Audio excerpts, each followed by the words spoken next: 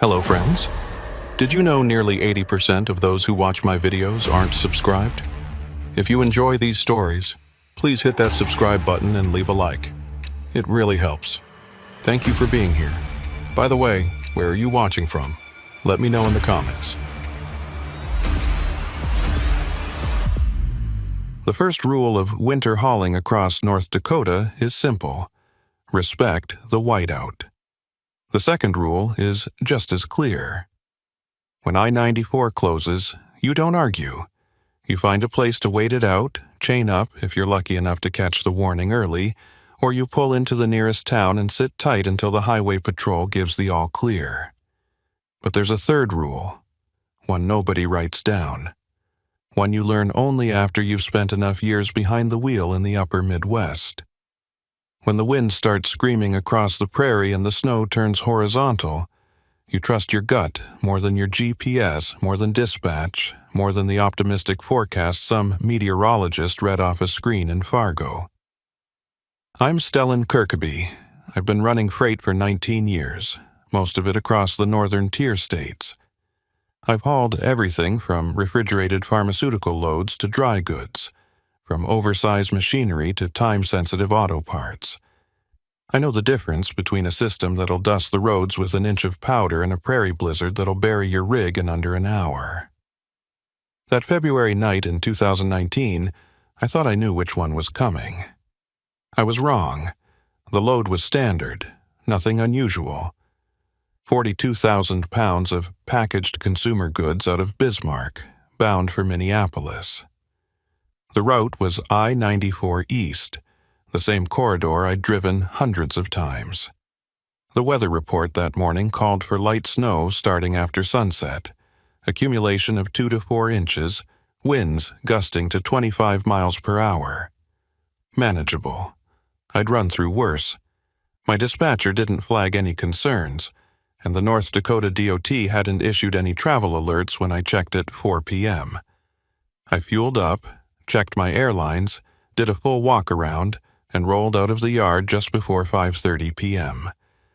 The sun was already low. The sky that pale gray color that comes before snow. The temperature hovered around 14 degrees, cold enough to keep the pavement dry, cold enough that any moisture would freeze on contact. For the first hour, everything went exactly as expected. Traffic was light, mostly locals heading home from work, a few scattered big rigs like mine pushing east toward the Twin Cities.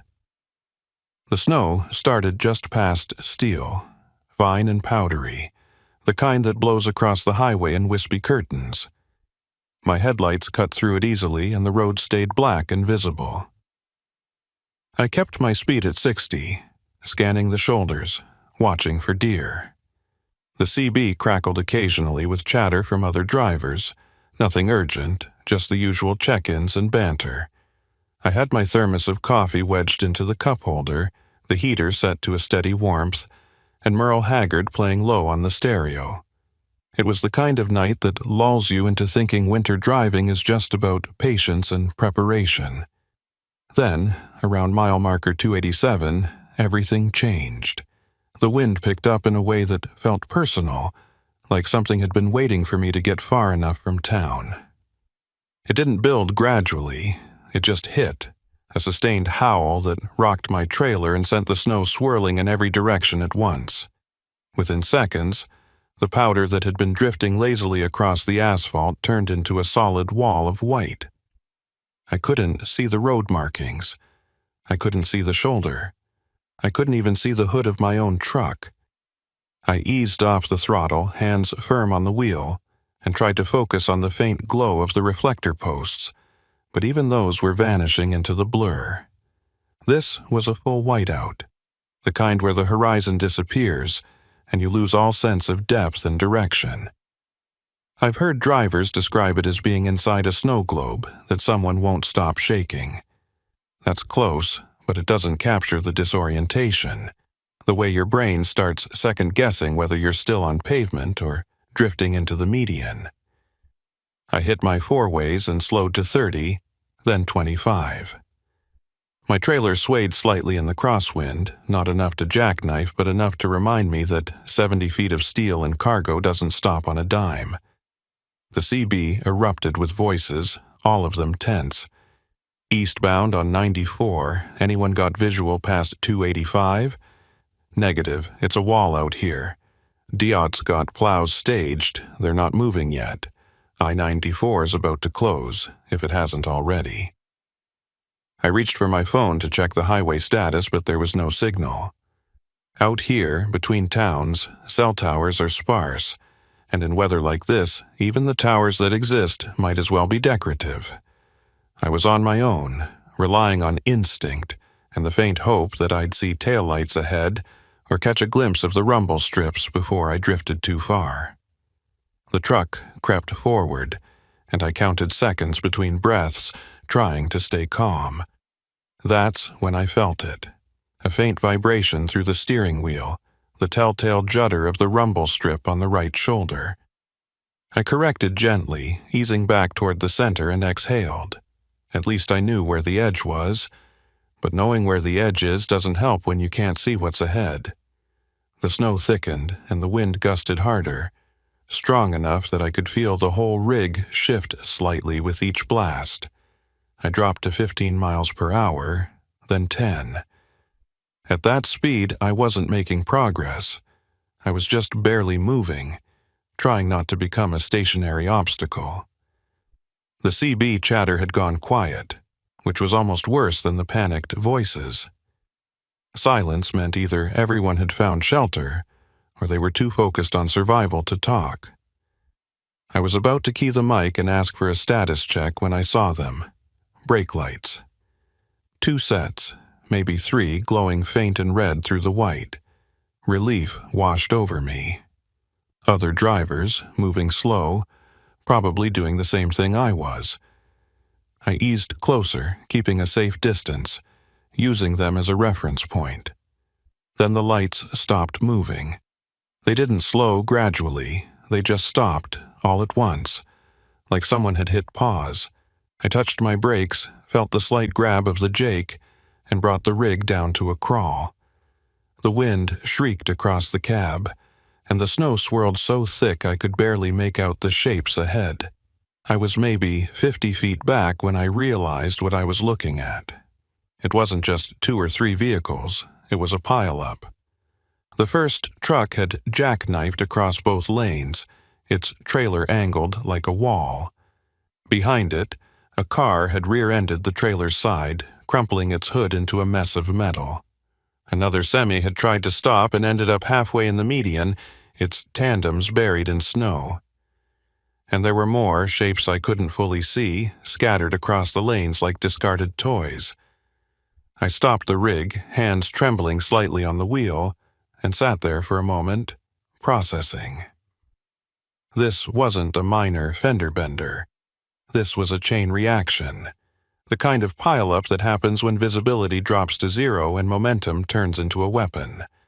I grabbed my flashlight, zipped up my coat, and stepped down into the wind. The cold hit me like a fist, stealing my breath. Snow stung my face, and I had to squint just to see a few feet ahead. I kept one hand on the side of my truck as I moved forward, using it as a guide. The sound of the wind was overwhelming, a constant roar that drowned out everything else. As I reached the first wrecked semi, I saw movement. A figure emerged from the driver's side, stumbling slightly, hand pressed to his head. Blood seeped between his fingers, dark against the snow. I called out, but my voice was lost in the wind. I moved closer and he saw me, eyes wide and dazed. He tried to say something, but I couldn't hear him. I pointed back toward my truck and motioned for him to follow. He nodded, and we shuffled through the snow together, leaning into the gusts. I got him into my passenger seat, grabbed a first aid kit from behind the seat, and pressed a gauze pad to his forehead. He winced, but didn't pull away. "How many?" I shouted over the wind. He blinked, trying to focus. "How many vehicles?" He held up 4 fingers, then shook his head, uncertain. I nodded and told him to stay put. I had to check the others. I stepped back out into the blizzard, moving carefully between the wreckage. The second semi was empty. Driver's door open. Snow already piling inside the cab. The car with the crumpled hood had a woman in the driver's seat. Conscious but shaken, I helped her out, guided her back to my truck, and told her to sit tight. The wind was relentless and the cold was starting to seep through my coat. My fingers were numb and my face felt raw. That's when I saw the third semi. It was angled across the median, half hidden by the snow, and something about it felt wrong. The trailer doors were slightly ajar, not wide open, just enough to let the wind rattle them. I approached slowly, flashlight cutting through the white. The air smelled wrong, a faint chemical tang that didn't belong in a blizzard. I pulled one of the doors open wider and shone the light inside. Wooden crates, unmarked, packed tight and secured with heavy straps. No logos, no shipping labels, nothing that indicated what they contained. Just plain wood and the smell of diesel and something else, something acrid and sharp. I stepped back, uneasy. This wasn't standard freight. Standard freight has paperwork, bills of lading, manifests. This looked like someone had gone out of their way to keep it anonymous. I closed the door and turned to head back to my truck when I heard a voice behind me, low and rough. "You didn't see that." I spun around, flashlight raised. A man stood a few feet away, barely visible through the snow. He was tall, broad-shouldered, wearing a heavy coat and a cap pulled low. His face was shadowed, but I could see his eyes, cold and fixed on me. I recognized the look. It wasn't fear, it wasn't concern. It was a warning. "Just checking for injuries," I said, keeping my voice steady. He didn't move. "No injuries here. Move along." I nodded slowly, not breaking eye contact, and started to back away. He watched me the entire time, unmoving, a statue in the storm. I turned and walked quickly back to my truck, heart pounding. The injured driver and the woman were still inside, huddled together for warmth. I climbed in, shut the door, and locked it. The wind rocked the cab, and the snow piled against the windshield. I grabbed the CB mic, hands shaking, and keyed it. "Any state patrol on I-94 near mile 287? We've got a multi-vehicle pileup, injuries, need assistance." Static. Then a voice, faint and breaking up. "Copy that, eastbound. Units are staged waiting for visibility. Sit tight, do not leave your vehicle." I set the mic down and stared out at the white void. The man was still out there, somewhere in the snow, guarding whatever was in that trailer. And I had just made myself a witness to something I wasn't supposed to see. The wind didn't let up. If anything, it got worse, hammering the side of my truck in waves that made the whole cab shudder. I sat there with the engine idling, the heater blasting, and two strangers pressed against me in a space meant for one. The injured driver had stopped bleeding, but his eyes were glazed, unfocused. The woman from the car kept glancing toward the windshield, watching the snow pile up against the glass like we were being buried alive. Nobody spoke. The only sounds were the howl of the blizzard outside and the steady rumble of the diesel engine beneath us. I kept my hand near the CB mic, waiting for another transmission from the state patrol, but all I got was static and the occasional fragment of a voice too broken to understand. The visibility was zero. I couldn't see the hood ornament on my own truck, let alone the wreckage scattered across the highway behind us. For all I knew, more vehicles were piling in, drivers thinking they could push through, not realizing they were driving straight into a wall of steel and snow. The thought made my stomach turn. I'd seen chain reaction pileups before, but never from the inside, never trapped in the middle with no way out and no idea how many more were coming. The woman finally broke the silence, her voice hoarse and shaky. "How long do we wait?" I didn't have an answer. The protocol was clear. Stay in your vehicle, keep warm, don't wander into the storm. But protocol assumed help was coming soon, that plows and troopers were already on their way. Out here, in a full prairie blizzard, soon could mean hours. It could mean morning. I'd heard stories of drivers found frozen in their cabs, just a few hundred yards from a truck stop, because they tried to walk for help and got turned around in the white. I wasn't about to let that happen. "We stay put," I said, keeping my voice firm. "Patrol knows we're here. They'll come when it's safe." The injured driver nodded slowly, but I could see doubt in his eyes. He knew, just like I did, that safe was a relative term in weather like this. I checked my fuel gauge, 3/4 full, enough to keep the engine running through the night if we needed it. The last thing I wanted was to shut down and lose heat. Hypothermia could set in fast, especially for the woman, who was dressed in nothing more than a thin jacket and jeans. I grabbed a blanket from the sleeper berth and draped it over her shoulders. She pulled it tight and whispered a quiet thank you. Then I heard it, a sound that cut through the wind, faint but unmistakable. Footsteps crunching in the snow, deliberate and slow, moving alongside my truck. I froze, one hand on the wheel, the other instinctively reaching for the door lock to make sure it was engaged. The woman noticed my reaction and tensed. "What is it?" she whispered. I held up a hand, signaling her to stay quiet. The footsteps stopped near the driver's side door, and for a moment there was nothing but the wind. Then came the knock, 3 solid raps against the metal, loud enough to make all of us jump. I cracked the window an inch, just enough to hear but not enough to let the cold flood in. "Yeah?" I called out, my voice sharper than I intended. A figure leaned close to the gap, face obscured by a scarf and the brim of a cap crusted with snow.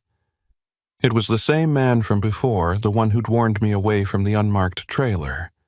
Up close, I could see his eyes, pale blue and unsettlingly calm, like the storm wasn't even touching him.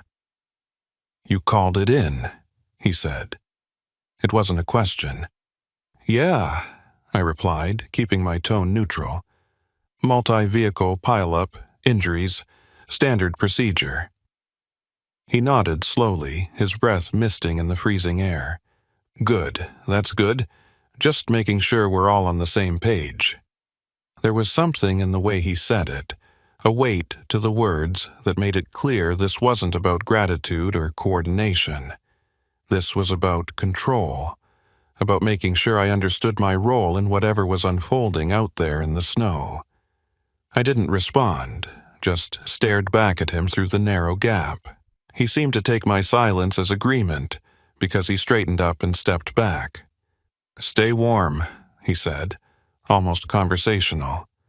"Gonna be a long night." Then he was gone, swallowed by the white. I closed the window and sat back, heart pounding in my chest. The woman looked at me, eyes wide with fear. "Who was that?" I shook my head. "Don't know. Doesn't matter." But it did matter. It mattered a hell of a lot. That man wasn't just another stranded driver. He was watching, making sure I didn't step out of line, didn't ask the wrong questions or make the wrong call.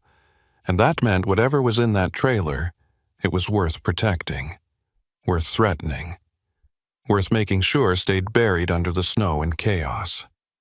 The minutes dragged on, each one feeling like an hour.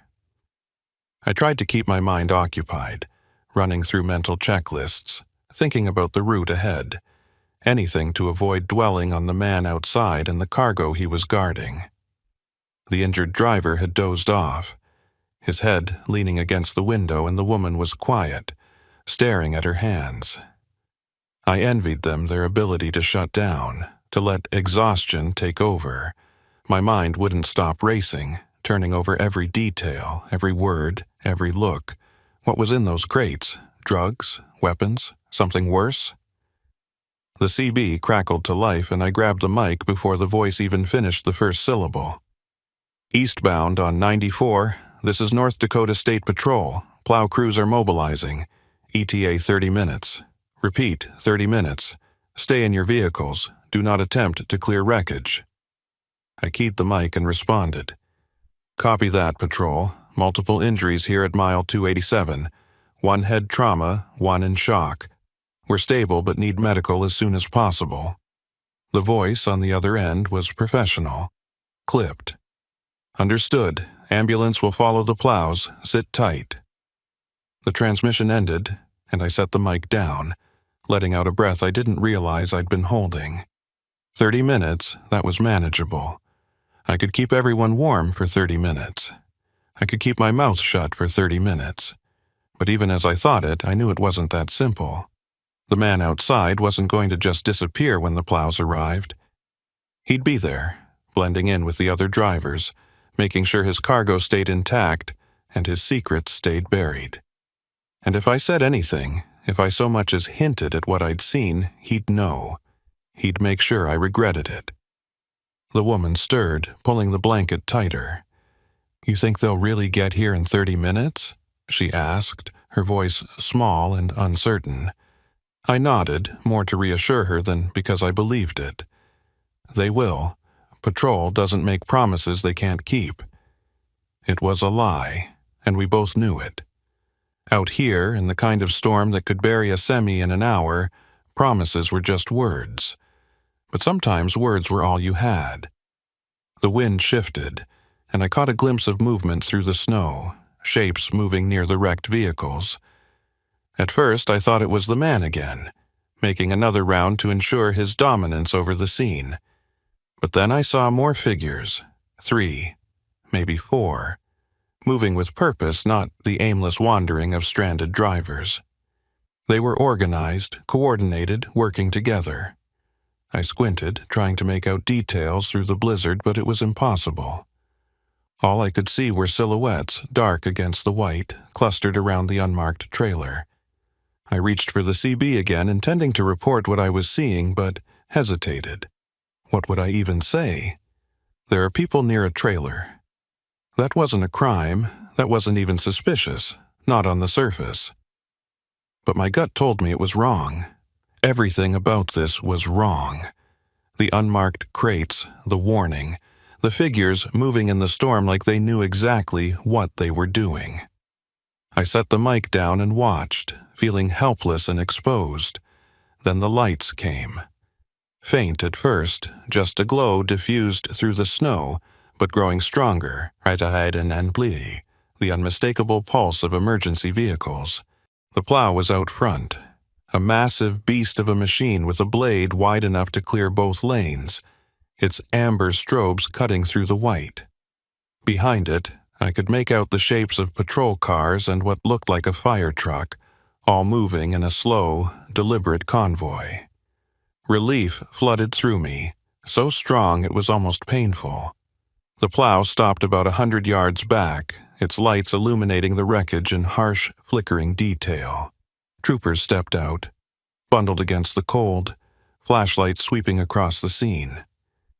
I saw one of them approach the jackknifed semi, another heading toward the car with the crumpled hood. A third trooper walked toward my truck, and I rolled down the window as he approached. He was older, weathered face, partially hidden by a thick scarf, but his eyes were sharp and assessing. "You the one who called it in?" he asked, his voice muffled by the wind. "Yeah," I said. "Stellan Kirk Gaby. Got 2 people with me, one with a head injury, one in shock. There's more out there, but I couldn't get to all of them." He nodded, making a note on a small pad he pulled from his coat. "Ambulance is coming up now. We'll get them sorted. You see how it started?" I hesitated, the man's warning echoing in my mind. "Whiteout," I said carefully. "First truck jackknifed, rest piled in. Couldn't see 5 feet ahead." It was the truth, just not all of it. The trooper studied me for a moment, and I wondered if he could sense I was holding back. But he just nodded again and turned to wave over a pair of paramedics. They got the injured driver out first, strapping him to a gurney and loading him into the back of the ambulance with practiced efficiency. The woman went next, and I handed her the blanket as she climbed down, telling her to keep it. She looked back at me, and for a second I saw gratitude mixed with something else. Fear, maybe. Or recognition that we'd both survived something that could have gone very differently. Then she was gone, and I was alone again. I stepped down from the cab, my legs stiff from sitting, and did a slow walk around the rig. The snow was already piling up against the tires, and I knew I'd need to clear it before I could move. But first, I needed to see. I needed to confirm what I'd glimpsed through the storm. I moved carefully toward the wreckage, staying close to the plow's lights, trying to look like just another driver assessing damage. The unmarked trailer was still there, doors closed now. No sign of the figures I'd seen earlier. A trooper was standing near it, talking into his radio, his back to me. I got close enough to see the trailer's plate, memorizing the number out of habit more than any real plan. Then I heard a voice behind me, low and familiar. "You're persistent, I'll give you that." I turned slowly. The man was back, standing just outside the ring of light, his face still obscured, but I could feel his eyes on me, cold and calculating. "Just checking my rig," I said evenly, "making sure I can roll when they clear the road." He stepped closer, and I caught a better look at him now. Tall, broad-shouldered, with a jawline that looked like it had been chiseled from the same stone as the Badlands. There was a scar running along his left cheek, barely visible under the shadow of his cap. "Smart," he said, his tone almost friendly. "Real smart to keep your head down, do your job, and not ask questions."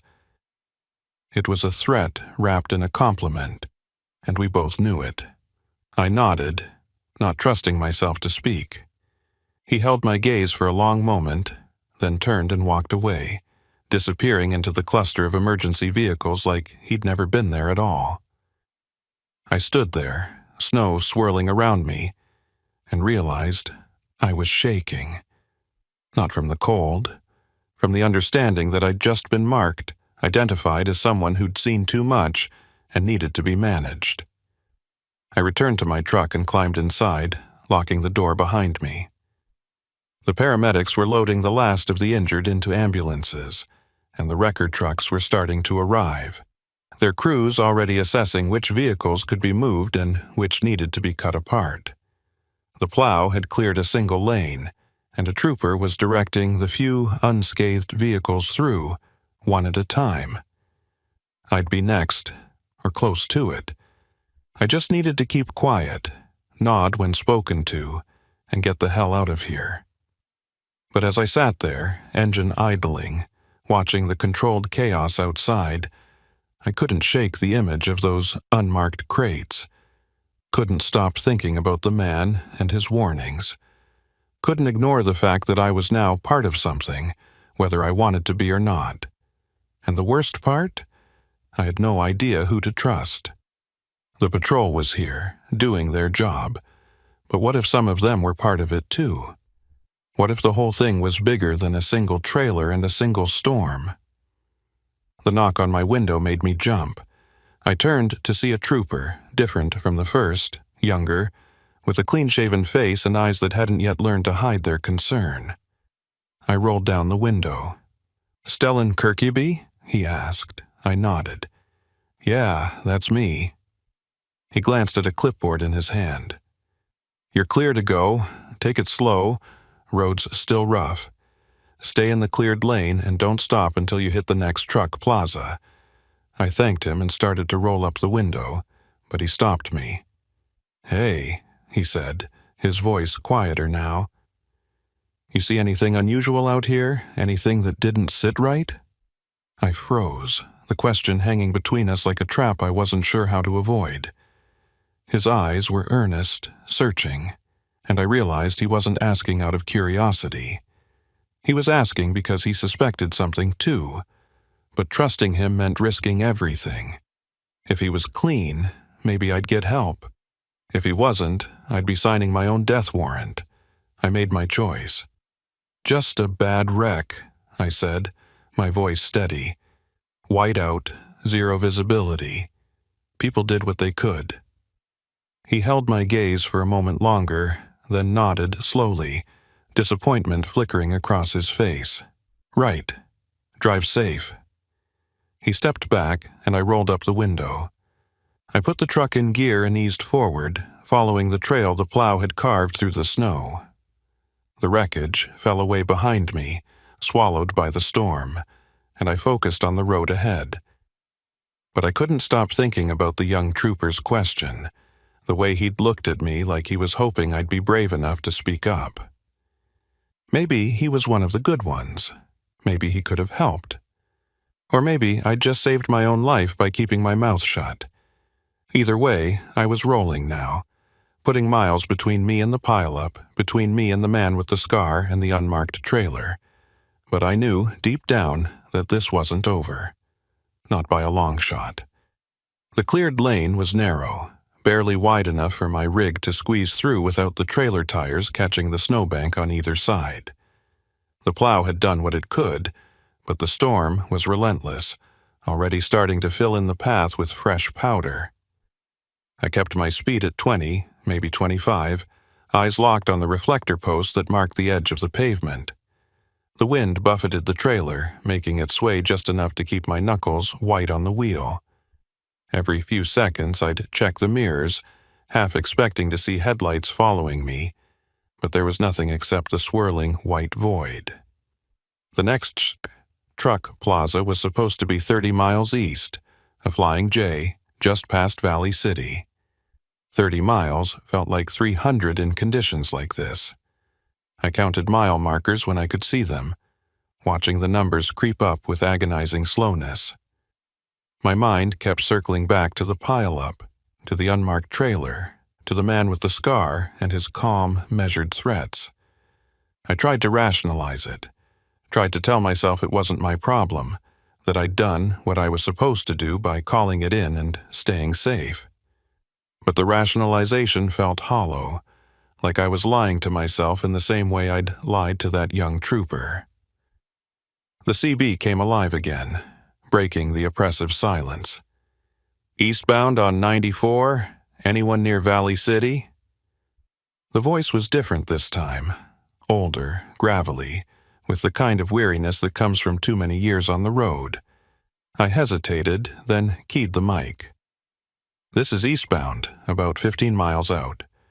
Roads are rough but passable, you in the area." A pause, then the voice came back.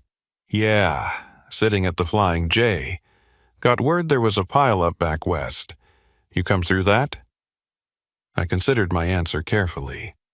"Yeah, came through it. Multi-vehicle, whiteout conditions. Patrol's got it under control now." Another pause, longer this time. When the voice returned, it had a different quality, like the driver was choosing his words with the same caution I was. "They clear the road, or you had to push through wreckage?" It was an odd question, specific in a way that made me uneasy. "Plows cleared a lane," I said, keeping it simple. "Took a while, but they got it done." Static filled the silence that followed, and I waited, unsure if the conversation was over. Then, "You see a gray Peterbilt back there? Older model, flatbed trailer?" My pulse quickened. The unmarked trailer had been on a Peterbilt, I was sure of it, but I wasn't about to confirm that over an open channel where anyone could be listening. "Didn't get a good look at makes and models," I said, my tone deliberately flat. "Visibility was near zero. Sorry." The static returned, and this time it stayed. Whoever had been asking wasn't interested in small talk. They'd been fishing for information, trying to figure out if their cargo or their operation had been compromised. And I'd just told them, in so many words, that I wasn't talking. I set the mic down and flexed my fingers, realizing how tightly I'd been gripping it. The question confirmed what I'd already suspected. This wasn't just about one trailer or one storm. There were more people involved, more layers to whatever was being moved across I-94 under the cover of a blizzard. The lights of the Flying J appeared like a beacon through the snow, the tall sign glowing orange and white against the darkness. I'd never been so relieved to see a truck stop in my life. The lot was maybe half full, rigs parked in haphazard rows, drivers who'd had the sense to pull off before the worst of the storm hit. I found a spot near the back, away from the fuel islands, and backed in carefully. The moment I set the brakes and killed the engine, exhaustion hit me like a physical weight. My shoulders ached, my hands were stiff, and my eyes burned from staring into the snow for hours. But I couldn't rest yet. I needed to think, needed to figure out my next move. I grabbed my phone, hoping for a signal, and was rewarded with 2 bars. It wasn't much, but it was enough. I pulled up the browser and typed in the trailer plate number I'd memorized, not expecting much, but needing to try. The search returned nothing useful, just generic results about vehicle registration databases that required law enforcement credentials to access. I switched tactics and searched for recent news about I-94, looking for any reports of the pileup or unusual cargo seizures. Nothing. It was too soon, and if the people involved had any say in it, there might never be a report. I climbed down from the cab, my boots crunching in the snow, and made my way toward the main building. The wind had died down slightly, but the cold was still brutal, seeping through my coat and biting at my face. Inside, the truck stop was warmly lit and crowded. Drivers clustered around tables with coffee and food, their voices a low murmur of shared experiences and complaints about the weather. I grabbed a cup of coffee from the self-serve station and found an empty booth near the back, where I could watch the door and the parking lot through the wide windows. I'd been sitting there maybe 10 minutes when I noticed him, the man from the pileup, the one with the scar, standing near the fuel desk talking to another driver. He was cleaned up now, the snow brushed off, his cap replaced with a plain baseball hat. But I recognized the build, the way he carried himself with that quiet, dangerous confidence. My first instinct was to get up and leave, to walk out the back and disappear into the lot before he saw me. But I forced myself to stay still, to sip my coffee like I didn't have a care in the world. Running would only draw attention, and attention was the last thing I needed. He didn't look my way, didn't seem to notice me at all. He finished his conversation, clapped the other driver on the shoulder, and walked toward the exit. I watched him through the window as he crossed the lot, heading toward a dark pickup truck parked near the entrance. He climbed in, and the truck pulled out, headlights cutting through the snow as it turned toward the westbound ramp. Back toward the pileup. Back toward whatever mess he was cleaning up. I let out a breath I didn't realize I'd been holding and pulled out my phone again. This time, I opened the messaging app and typed out a quick note to my dispatcher. Caught in pileup on I-94 near mile 287. Delayed but safe. Will update ETA in AM. I hit send and watched the message sit there, the little indicator spinning as it tried to push through the weak signal. After a few seconds, it went through, and I pocketed the phone. At least someone knew where I was, even if they didn't know the full story. I was about to head back to my truck when a voice behind me said, "Mind if I sit?" I turned to see the young trooper from the pileup, the one who'd asked if I'd seen anything unusual. He was out of uniform now, wearing jeans and a heavy flannel shirt, but I recognized his face immediately. He looked tired, the kind of bone-deep exhaustion that comes from working a scene like that in sub-zero temperatures. I gestured to the seat across from me, and he slid into the booth, setting a cup of coffee on the table. "Didn't expect to see you here," I said carefully. He gave a faint smile, though it didn't reach his eyes. "Could say the same. Thought you'd be halfway to Minneapolis by now." I shrugged. Storm slowed me down. Figured it was safer to wait it out. He nodded, stirring sugar into his coffee with a small wooden stick. For a moment, neither of us spoke. Then he said, "I'm Halvor Thorson.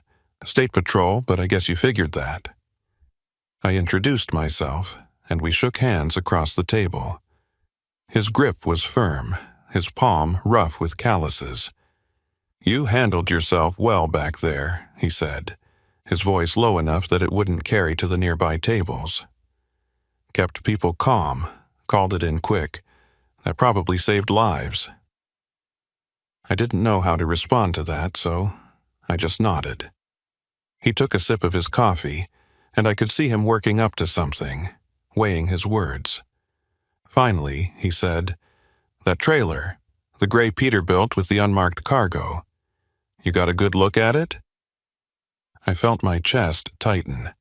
This was the moment I'd been dreading, the question I'd been avoiding since I'd rolled away from the wreckage. I could lie again, stick to the script I'd already committed to. Or I could trust him, take the risk that he was one of the good ones. "I saw it," I said quietly. "Saw the crates inside. No labels, no markings, just wood and straps." Halvor's jaw tightened, and he glanced toward the window, checking to see if anyone was watching us. "You talk to anyone about it? Call it in?" I shook my head. Guy came up to me, told me to forget what I saw, made it real clear that asking questions wasn't in my best interest. Halvor cursed under his breath, his fingers drumming against the side of his coffee cup. "Yeah, that tracks.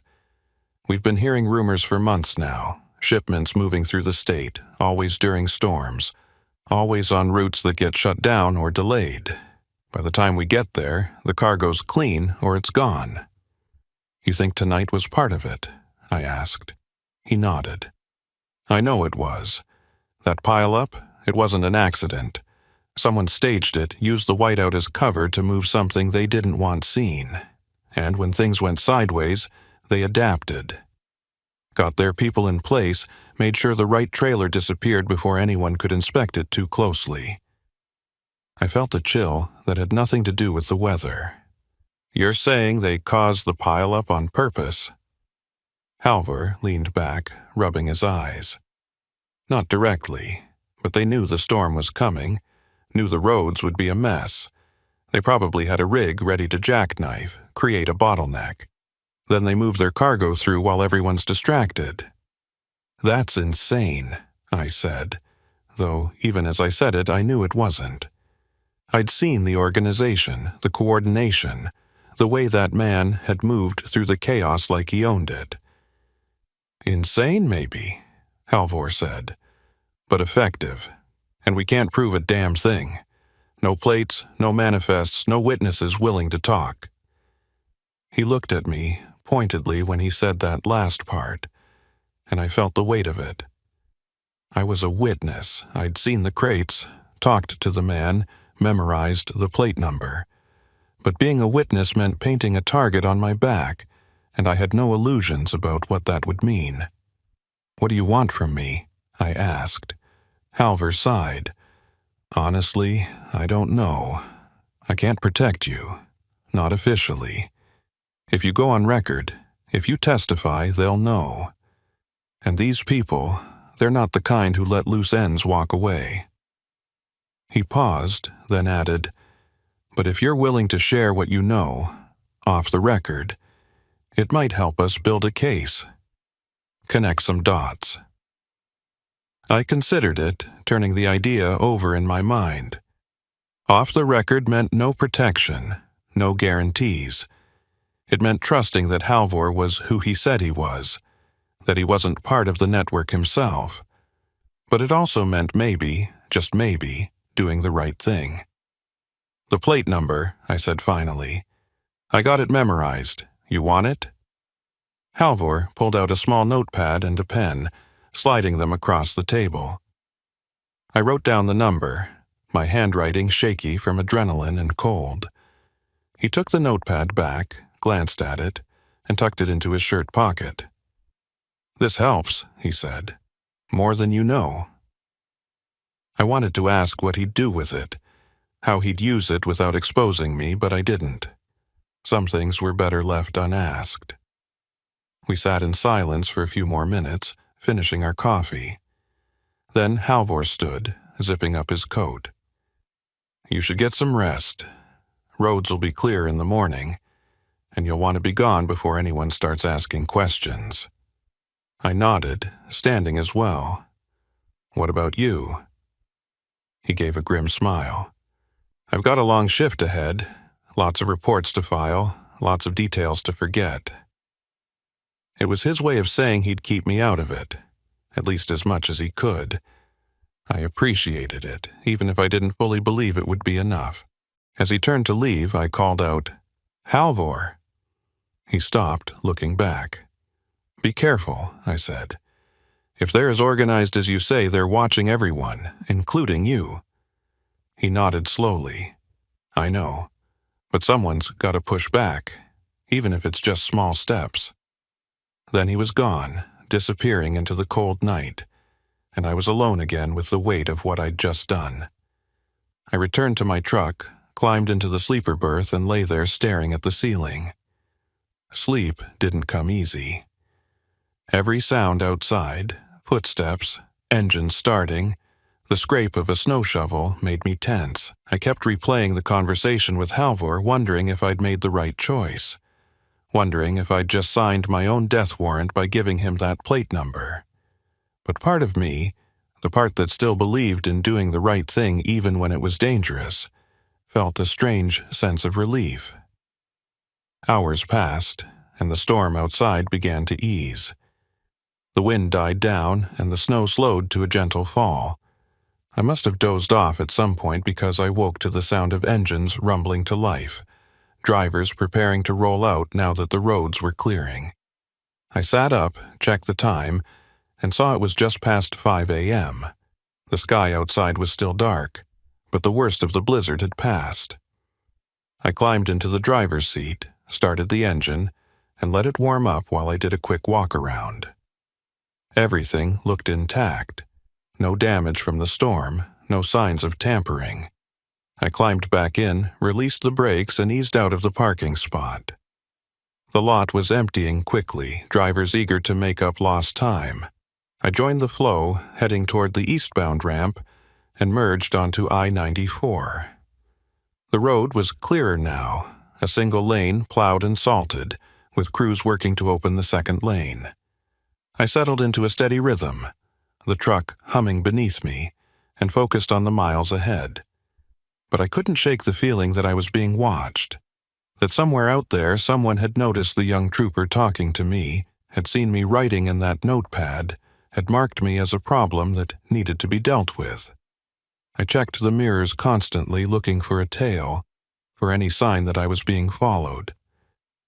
The highway stretched out empty and white, and I told myself I was being paranoid. But paranoia, I'd learned, was just another word for survival instinct. As the sun began to rise, pale and weak through the thinning clouds, I passed the mile marker where the pileup had been. The wreckage was gone, cleared away by the wreckers and the plows, leaving nothing but tire tracks and disturbed snow. It was like it had never happened, like the whole night had been a fever dream. But I knew better. I had the plate number memorized, had the image of those unmarked crates burned into my mind. And somewhere, Halvor Thorson had that number in his pocket. A small piece of evidence in a case that might never see the light of day. I drove on, the miles falling away, and tried to focus on the road. Tried to tell myself that I'd done what I could, that the rest was out of my hands. But deep down, I knew this wasn't over. Not even close. The sun was fully up by the time I crossed into Minnesota, a pale disk behind layers of gray clouds that promised more snow before nightfall. The highways were clearing, traffic picking up as the morning commute began, and I should have felt relief. Should have felt like the worst was behind me. But every mile that passed only wound the tension tighter in my chest. I kept checking the mirrors, watching for vehicles that stayed too close for too long, for patterns that didn't fit the normal flow of highway traffic. Twice, I thought I spotted the same dark pickup, but both times it peeled off at an exit, and I convinced myself I was seeing ghosts. My phone rang just past the Minnesota border, the Bluetooth connecting automatically. The name on the display read Dispatch, and I answered with a weariness that had seeped into my bones. "Kirkeby," I said, my voice rough from too little sleep and too much coffee. The dispatcher's voice was clipped, professional.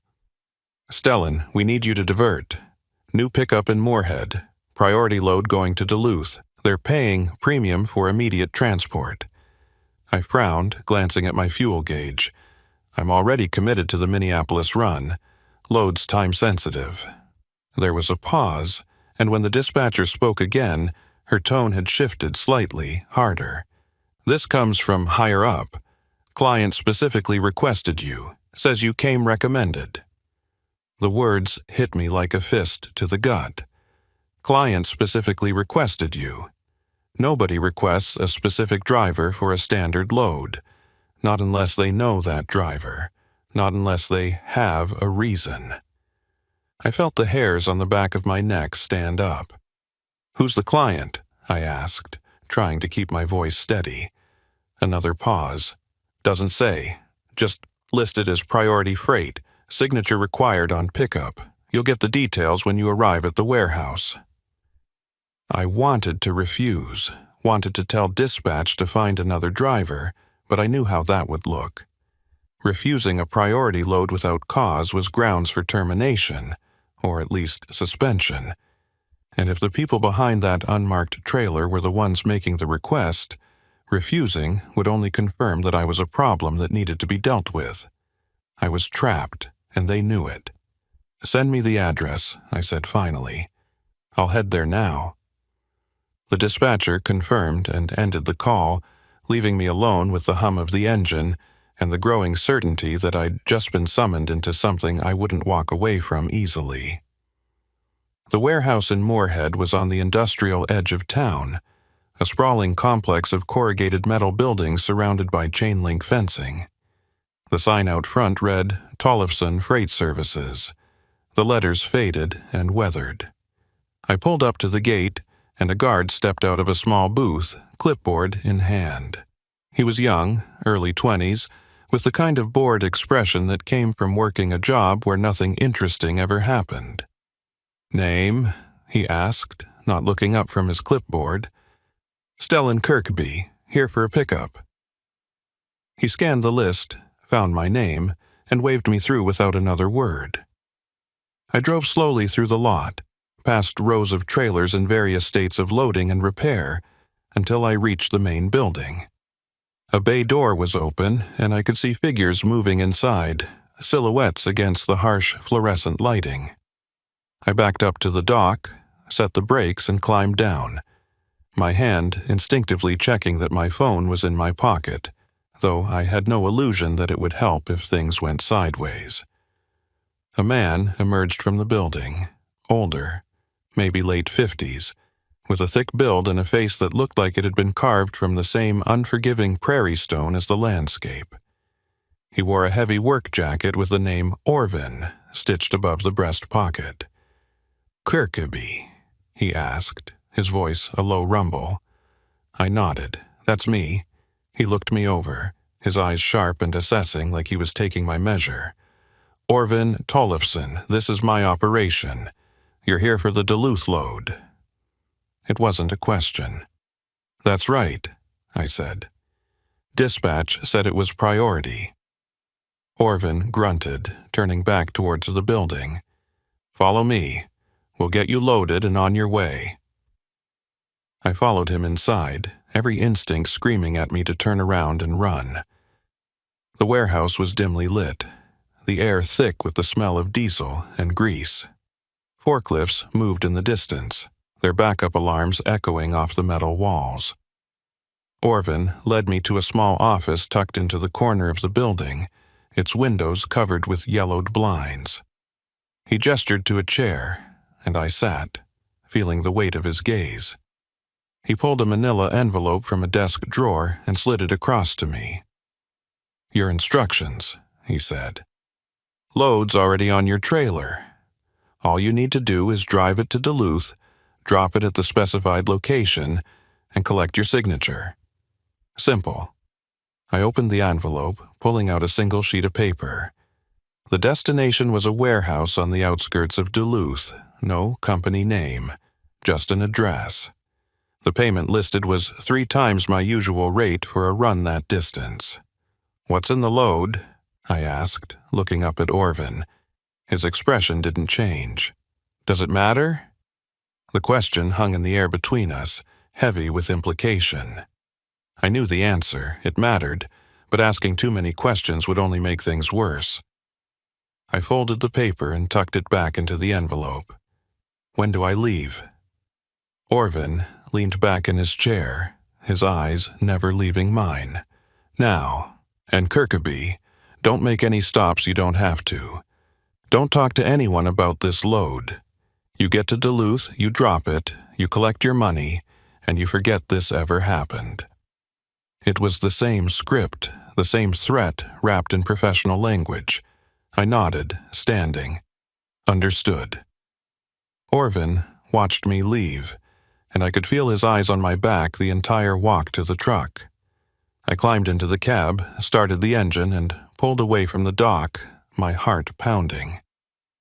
As I drove through the gate and back onto the main road, I glanced in the mirror and saw Orvin standing in the warehouse doorway, phone pressed to his ear. He was making a call, and I had no doubt it was about me. The drive to Duluth should have taken just under 4 hours, but I was making it in a fog of paranoia and dread. I didn't know what was in the trailer, and I didn't want to know. Part of me considered pulling over, opening the doors, and seeing for myself, but I knew that would be a mistake. If I looked, I became a liability. If I stayed ignorant, I was just a driver doing his job. It was a thin line, and I was walking it with no safety net.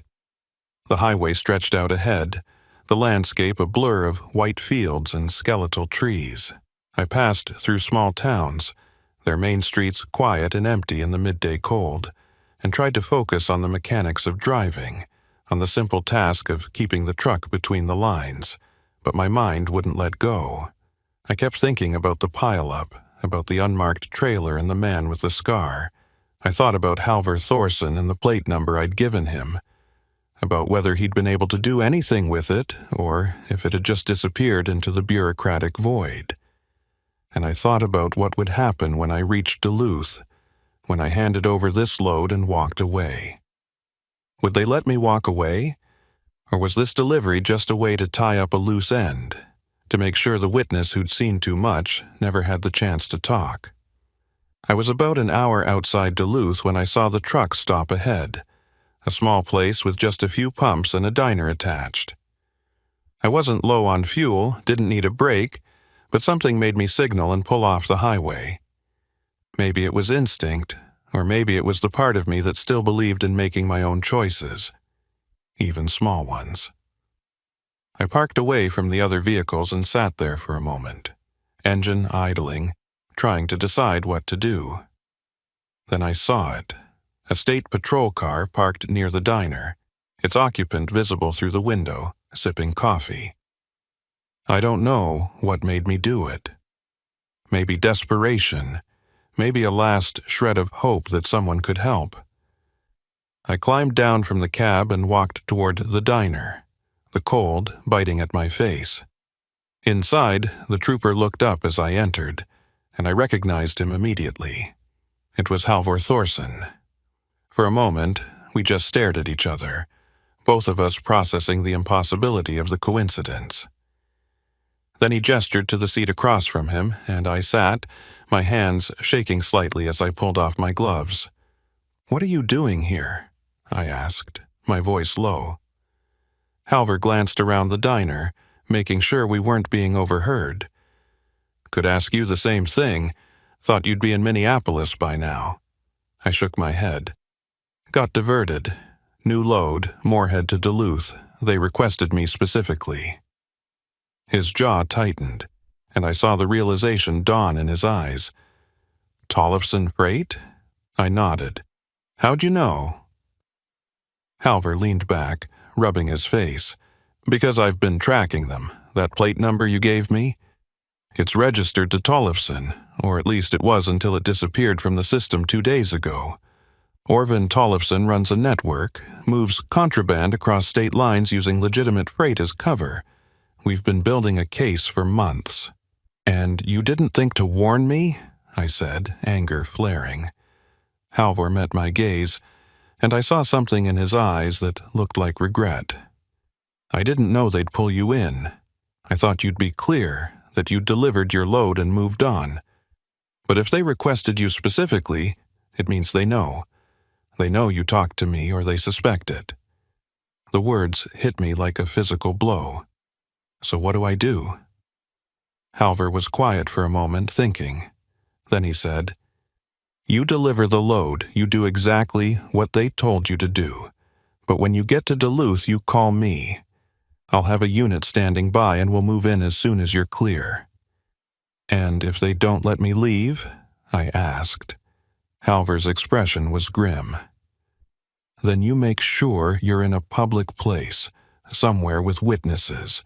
Don't go anywhere isolated. Don't let them separate you from your truck.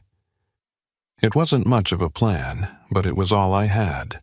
I nodded, standing. I'll call you. Halvor reached across the table, gripping my arm. Stellan, be careful. These people, they don't leave loose ends. You've already seen too much, and they know it. I pulled my arm free and walked out of the diner, the cold hitting me again as I crossed the lot to my truck. I climbed in, started the engine, and pulled back onto the highway, the weight of what was coming pressing down on me. The rest of the drive passed in a blur. I barely registered the towns I drove through, the other vehicles on the road. My focus had narrowed to a single point. Get to Duluth, drop the load, and get out alive. The address Orvin had given me led to a warehouse district on the north edge of the city, a cluster of aging buildings surrounded by empty lots and chain-link fences. I found the right building, a nondescript structure with no signage, and backed up to the loading dock as instructed. I set the brakes, grabbed my phone, and sent a quick text to Halvor. At the location, moving in now, I climbed down and approached the bay door, which was already open.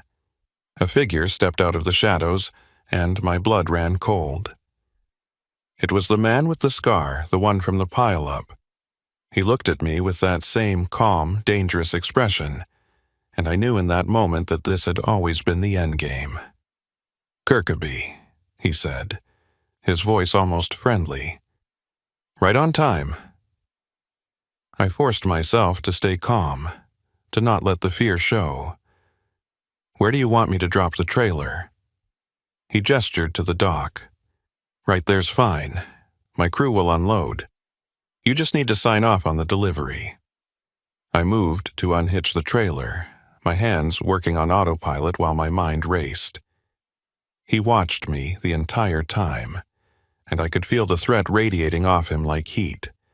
When the trailer was free, I climbed back into the cab and pulled forward, giving his crew room to work.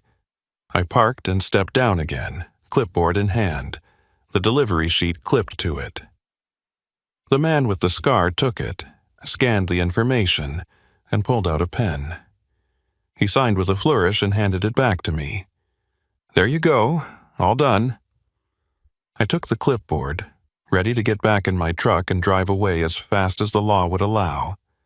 But then he said, You know, Stellan, you should have kept your mouth shut.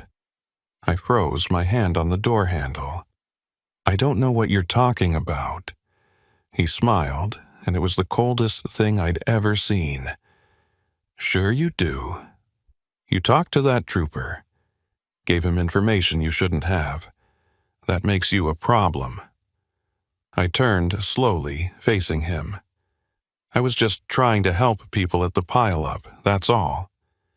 He shook his head. No, you were trying to be a hero. And heroes, they tend to have short careers in this line of work. I saw the movement out of the corner of my eye, another figure emerging from the warehouse, and I knew I was out of time.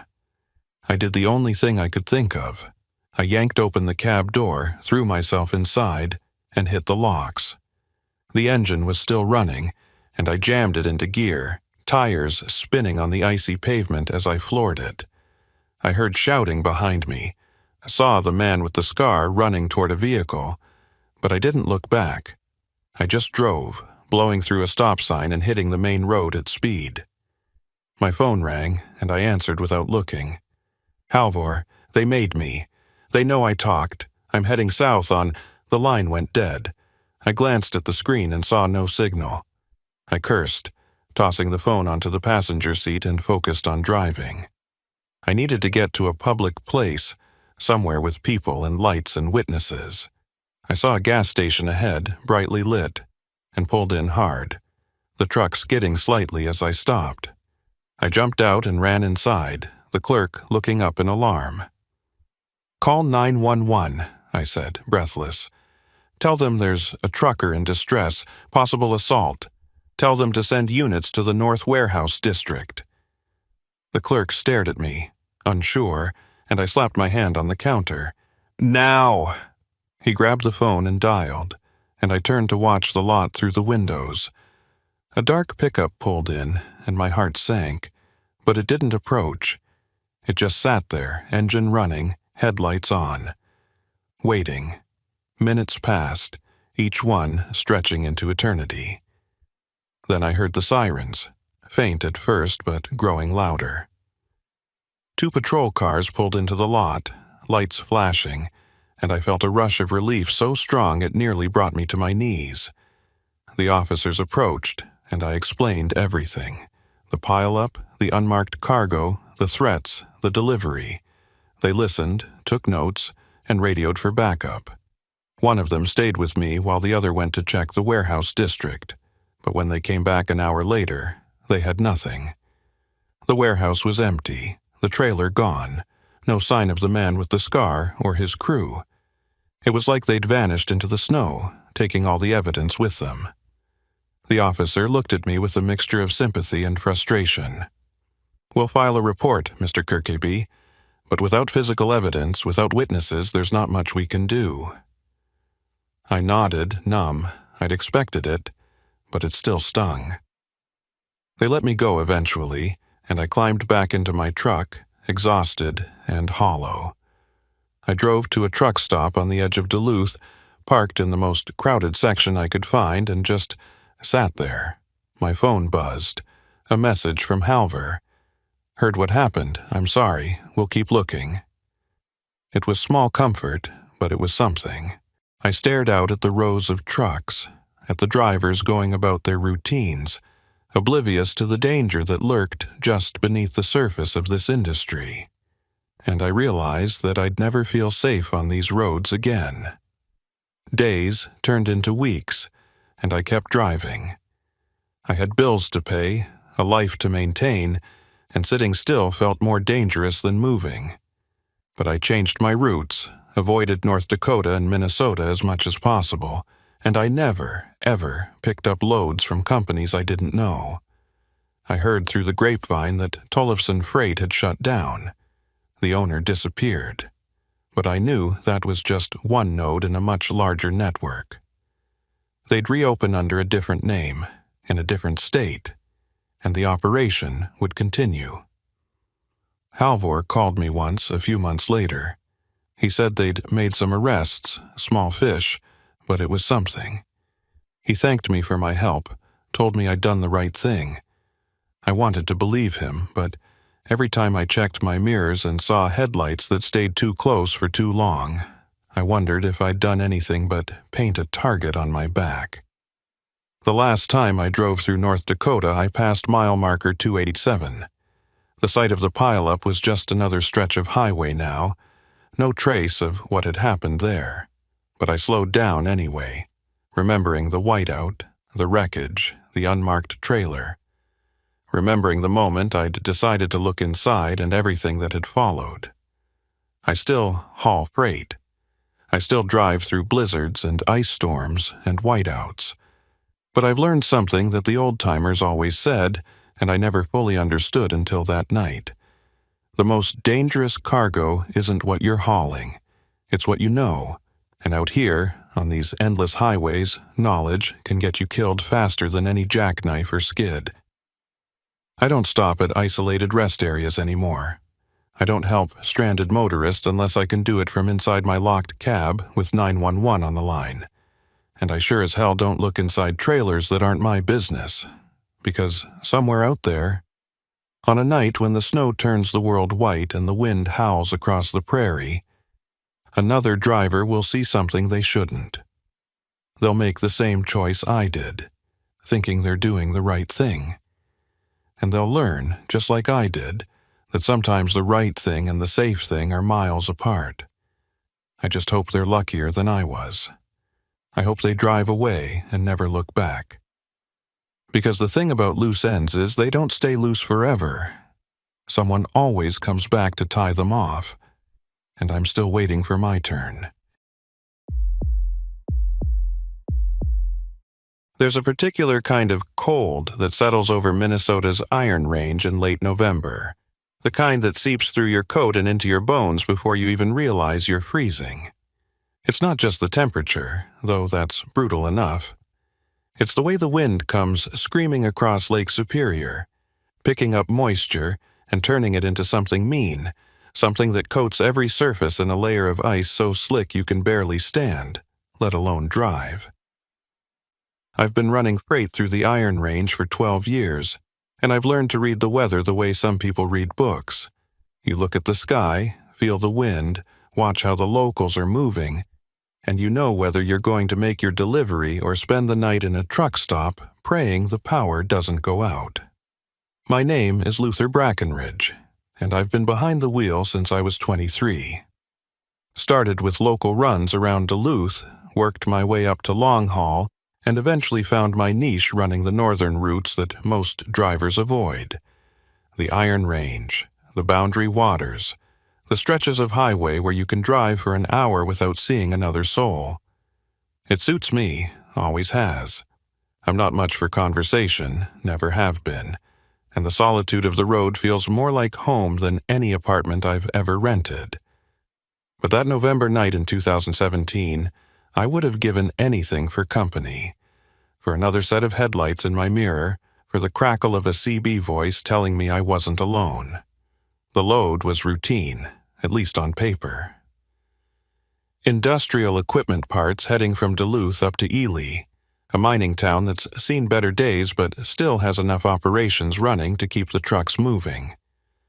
The route was US 2 to State Route 53, then north through the forest until you hit civilization again. In good weather, it's a 6-hour drive, maybe 7 if you account for fuel stops and the mandatory log breaks. But the forecast that morning should have been my first warning. Freezing rain starting after sunset, accumulation of a 1/4 inch, winds gusting to 40 miles per hour. The dispatcher had flagged it as a yellow alert. Proceed with caution, but not a red, which would have meant delay until conditions improved. I'd driven through worse, or so I told myself. I loaded up just after noon, did my pre-trip inspection with extra attention to the airlines and brake systems, and rolled out of the yard by 1 p.m. The sky was that particular shade of gray that promised misery, low clouds pressing down like a lid on a pot. The temperature hovered right at 32 degrees, that magical point where water doesn't know if it wants to be rain or ice. By the time I hit US 2, it had made its decision. The first drops hit the windshield as sleet, tiny pellets that pinged off the glass and bounced across the hood. Within minutes, it transitioned to freezing rain, coating everything in a thin, transparent shell. I dropped my speed to 45, then 40, watching the road ahead for the telltale shimmer that meant black ice. The wipers scraped across the windshield, struggling to keep up with the accumulation. Every overpass I passed under dripped with icicles, some of them already a foot long and growing. The CB was quiet, which was unusual for this corridor. Normally, you'd hear the ore haulers, the guys running between the mines and the processing plants, checking in with each other about road conditions and where the plows were staged. But tonight there was nothing. Just static and the occasional burst of interference that sounded almost like voices, but dissolved before I could make out words. I made it to the intersection with State Route 53 without incident, though my hands were cramped from gripping the wheel and my shoulders ached from the tension. The turn north was where things got tricky. The road narrowed, and the forest pressed in close on both sides, tall pines and birch trees that blocked what little light remained. The freezing rain was coming down harder now, and I could feel the truck wanting to slide on the corners, the trailer pushing me slightly with each gust of wind. I engaged the Jake brake carefully, not wanting to lock up the wheels, and kept my speed down to 30. It was going to be a long night. About 20 miles north of the intersection, I saw the first sign of trouble. A pair of hazard lights blinking weakly through the freezing rain, barely visible until I was almost on top of them. I slowed even further, easing the truck to a crawl as I approached. It was a pickup, a newer model, pulled halfway off the road with its front end buried in a snowbank. The driver's door was open and I could see a figure hunched over the wheel, not moving. I stopped the truck, set the brakes, and grabbed my flashlight. Protocol says you don't stop for stranded motorists in conditions like this, not unless you can do it safely, and not unless you know what you're getting into.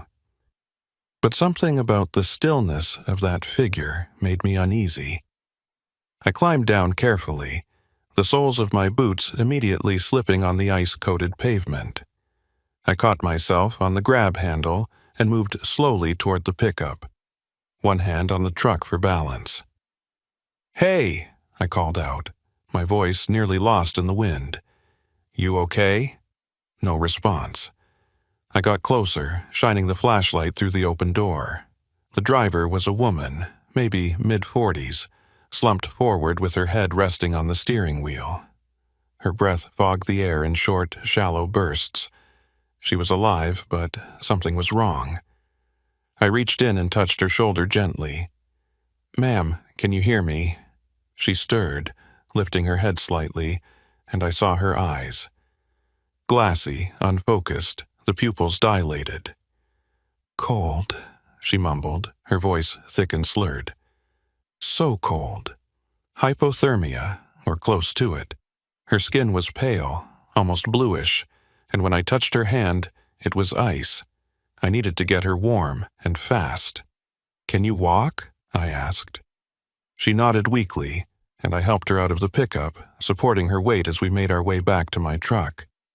The ice made every step a gamble, and twice I nearly went down, but I managed to get her to the passenger side and lift her into the cab. I cranked the heat up as high as it would go and grabbed a blanket from the sleeper, wrapping it around her shoulders. "What happened?" I asked, once I was sure she wasn't going to pass out. She blinked slowly, trying to focus. Hit ice, spun out, tried to call for help, but no signal. She held up her phone, the screen dark. Battery died. I checked my own phone and saw the same thing, no signal. We were in a dead zone, a stretch of highway where the towers were too far apart, and the terrain blocked what little coverage existed. I keyed the CB mic, hoping for a response. "This is southbound on Route 53, mile marker 142. Got a stranded motorist, possible hypothermia. Anyone out there?" Static. I tried again, adjusting the squelch, but got nothing. The woman was shivering now, a good sign that her body was trying to warm itself. I handed her my thermos of coffee, and she took it with trembling hands, sipping slowly.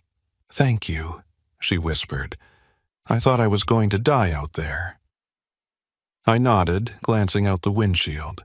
The freezing rain was relentless, and the ice was building up on the mirrors and windshield faster than the defroster could keep up. We couldn't stay here, not in the middle of the highway, but moving meant risking another slide, another wreck. I was weighing my options when I saw the lights. They appeared through the trees, faint and yellowish, not the white of headlights but something softer, like lanterns or floodlights. They were off to the east, maybe a quarter mile into the forest. I squinted, trying to make sense of it. There shouldn't be anything out there. No houses, no cabins, nothing but trees and old mining roads. "You see that?" I asked the woman. She followed my gaze and nodded. "What is it?" I didn't know, but it was the first sign of civilization I'd seen in miles, and right now, I needed help. I made a decision. "Stay here, keep warm, I'm going to check it out." She grabbed my arm, her grip surprisingly strong. "Don't leave me." I gently pried her fingers loose. "I'll be back, I promise. But if that's a work camp or a ranger station, they might have a radio, maybe even a medic. Just stay put and keep the doors locked."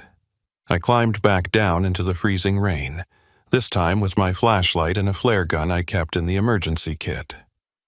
The walk to the lights was treacherous, the forest floor coated in ice and hidden beneath a layer of slush. Branches snapped under the weight of the ice, crashing down around me with sounds like gunshots. I kept my eyes on the lights, using them as a beacon. As I got closer, I could make out shapes. Buildings, low and utilitarian, made of corrugated metal. There were 3 of them, arranged in a rough triangle around a central yard. Heavy equipment sat idle, covered in ice. A bulldozer, a backhoe, something that looked like a drill rig. This was a work site, maybe a mining survey or a logging operation. The lights were floodlights mounted on poles, running off a generator that I could hear rumbling somewhere in the background. I approached the nearest building, a long structure that looked like it might be an office or a bunkhouse, and knocked on the metal door. The sound echoed, but there was no response. I tried the handle and found it unlocked. The door swung open, and I stepped inside, shaking the ice off my coat. The interior was dim, lit by a single overhead bulb. It was warmer than outside, but not by much. The space was set up like a supply depot.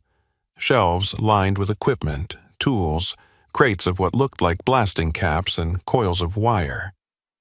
A desk sat in the corner with a 2-way radio on it, and I felt a surge of relief.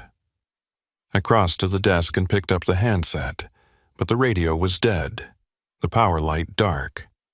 I checked the cord and found it unplugged. I plugged it back in, and the radio crackled to life. I keyed the mic. "This is a traveler on State Route 53, requesting assistance. I have a stranded motorist with possible hypothermia. Anyone copy?"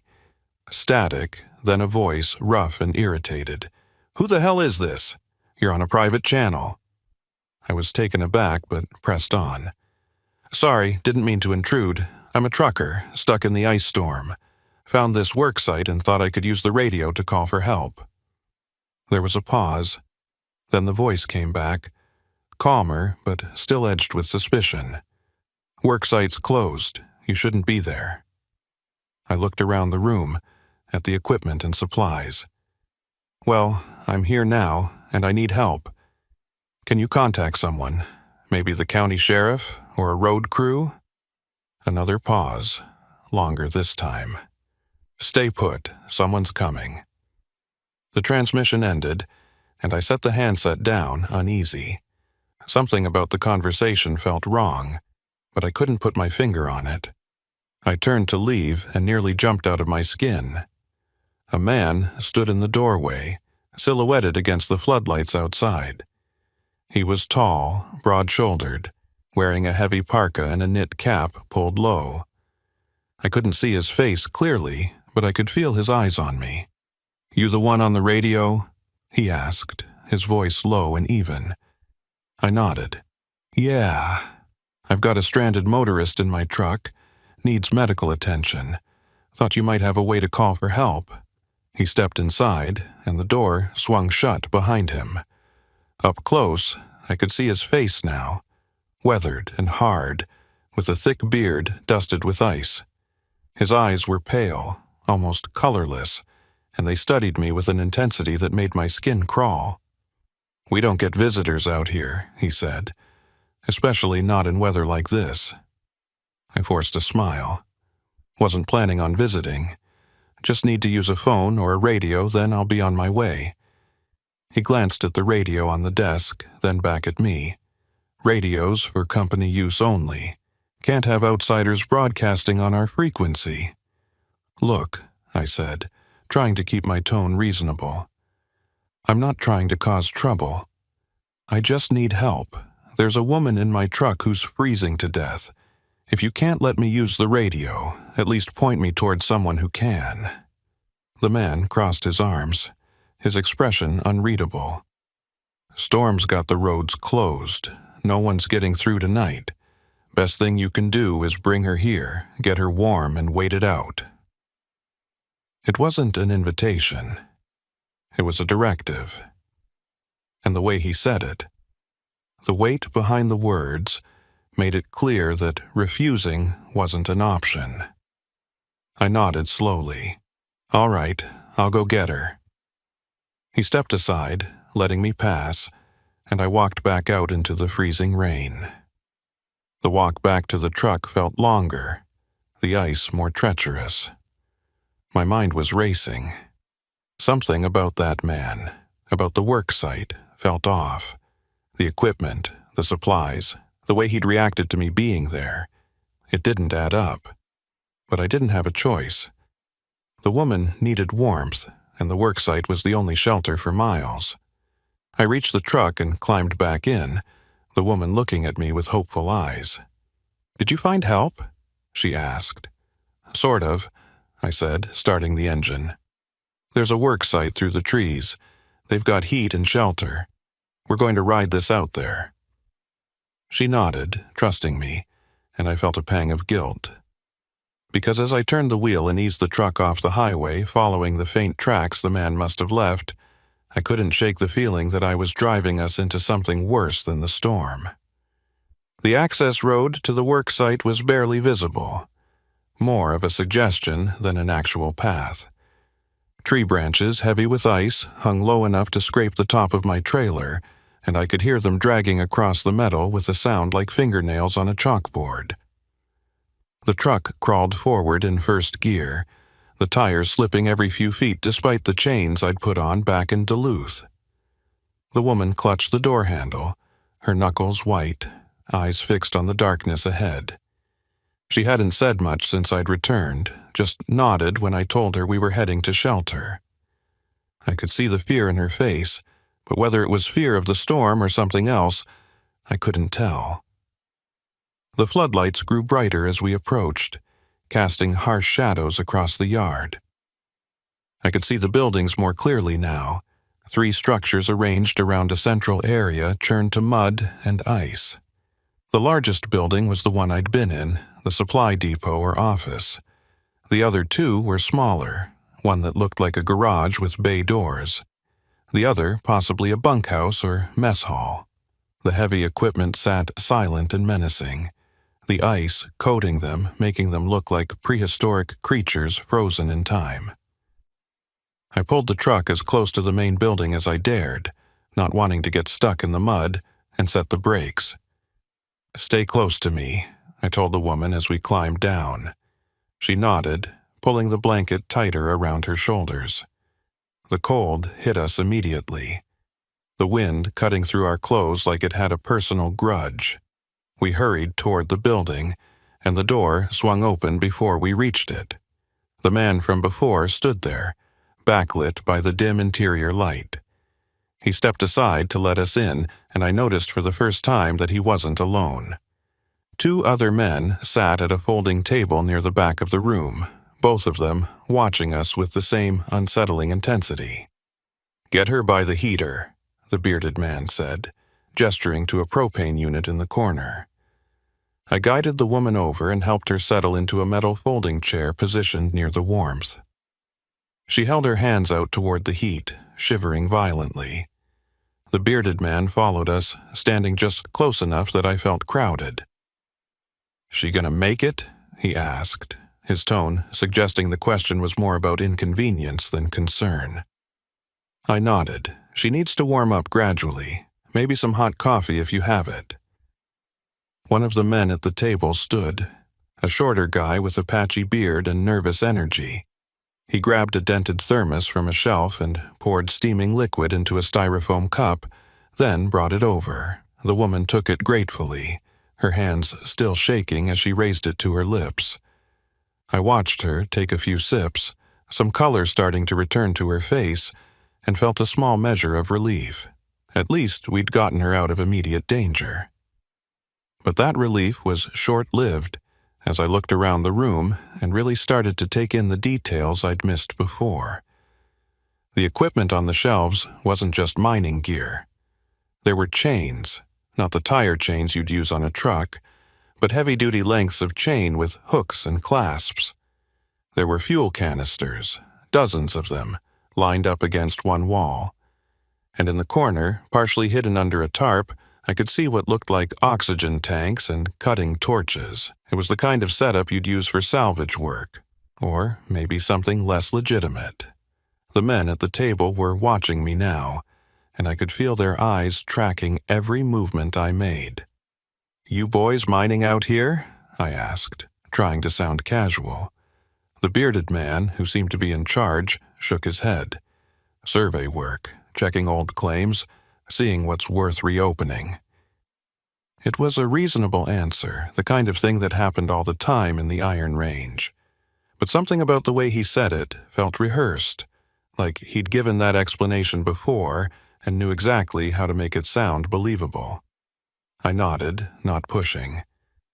"Must be rough out here in winter." He shrugged. "We manage. Storms got us shut down for the night, but we'll be back at it once the road's clear." The shorter man had returned to the table, and I noticed him exchanging a glance with the third man, who hadn't moved or spoken yet. The third guy was older, maybe late 50s, with a lean face and eyes that looked like they'd seen things he'd rather forget. He wore a heavy canvas coat with the collar turned up, and his hands rested on the table, fingers drumming a slow, rhythmic pattern that set my nerves on edge. "How long you think this storm's gonna last?" I asked, directing the question to no one in particular. The bearded man considered it. "Radio says it'll blow through by morning. Roads should be passable by noon, assuming the county gets their plows out." I glanced at the radio on the desk, remembering how he'd reacted when I'd used it. "You got through to the county?" He shook his head. "That radio's company frequency. We don't use it for outside calls." It was the same line he'd given me before, and it still didn't sit right. The woman had stopped shivering, her breathing more regular now. She looked at me, and I saw a question in her eyes. I gave her a small nod, trying to reassure her that everything was fine, even though I wasn't sure I believed it myself. The bearded man noticed the exchange and moved closer to her. "You got a name?" he asked. She hesitated, then said quietly, "Sarah." He nodded. "I'm Ephraim Lindholm. I run this operation." He gestured to the other two men. "That's Dale, and the quiet one's Marcus." I introduced myself, and Ephraim shook my hand with a grip that was just a fraction too firm, a subtle show of dominance. "Luther Brackenridge. I haul freight out of Duluth." Ephraim's eyes narrowed slightly. "Long way from Duluth. What brings you up this way in a storm?" I explained about the load, the route to Ely, the freezing rain that had forced me to slow down. He listened, nodding occasionally, but I could see him processing every detail, filing it away. When I finished, he said, "Well, you're stuck here for the night. Might as well make yourself comfortable." It wasn't an invitation any more than his earlier directive had been. It was a statement of fact, a declaration of the situation I found myself in. I glanced toward the door, calculating. My truck was maybe 50 feet away, and in good conditions, I could be back in the cab and rolling in under a minute.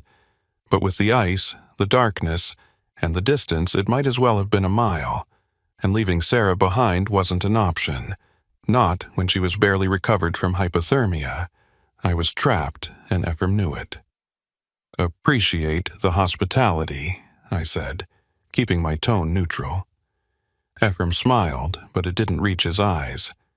"Not a problem. We don't get many visitors, but we take care of our own out here." The way he said "our own" sent a chill through me that had nothing to do with the temperature. I was being claimed, incorporated into some unspoken agreement I didn't understand, and judging by the way Dale and Marcus were watching, refusing wasn't an option. The hours crawled by with an oppressive slowness. Sarah dozed fitfully in her chair, the blanket wrapped tight around her. I sat on a wooden crate near the door, ostensibly resting but really watching, waiting for something to tip the situation one way or another. Ephraim and his crew busied themselves with tasks that seemed designed more to fill time than accomplish anything. Dale went out once, disappearing into the storm for about 20 minutes before returning with a canvas bag slung over his shoulder. He set it down near the desk with a heavy thud, and I caught a glimpse of something metallic inside before he covered it with a rag. Marcus broke his silence around 10 p.m., his voice a low rasp that sounded like it hurt to use.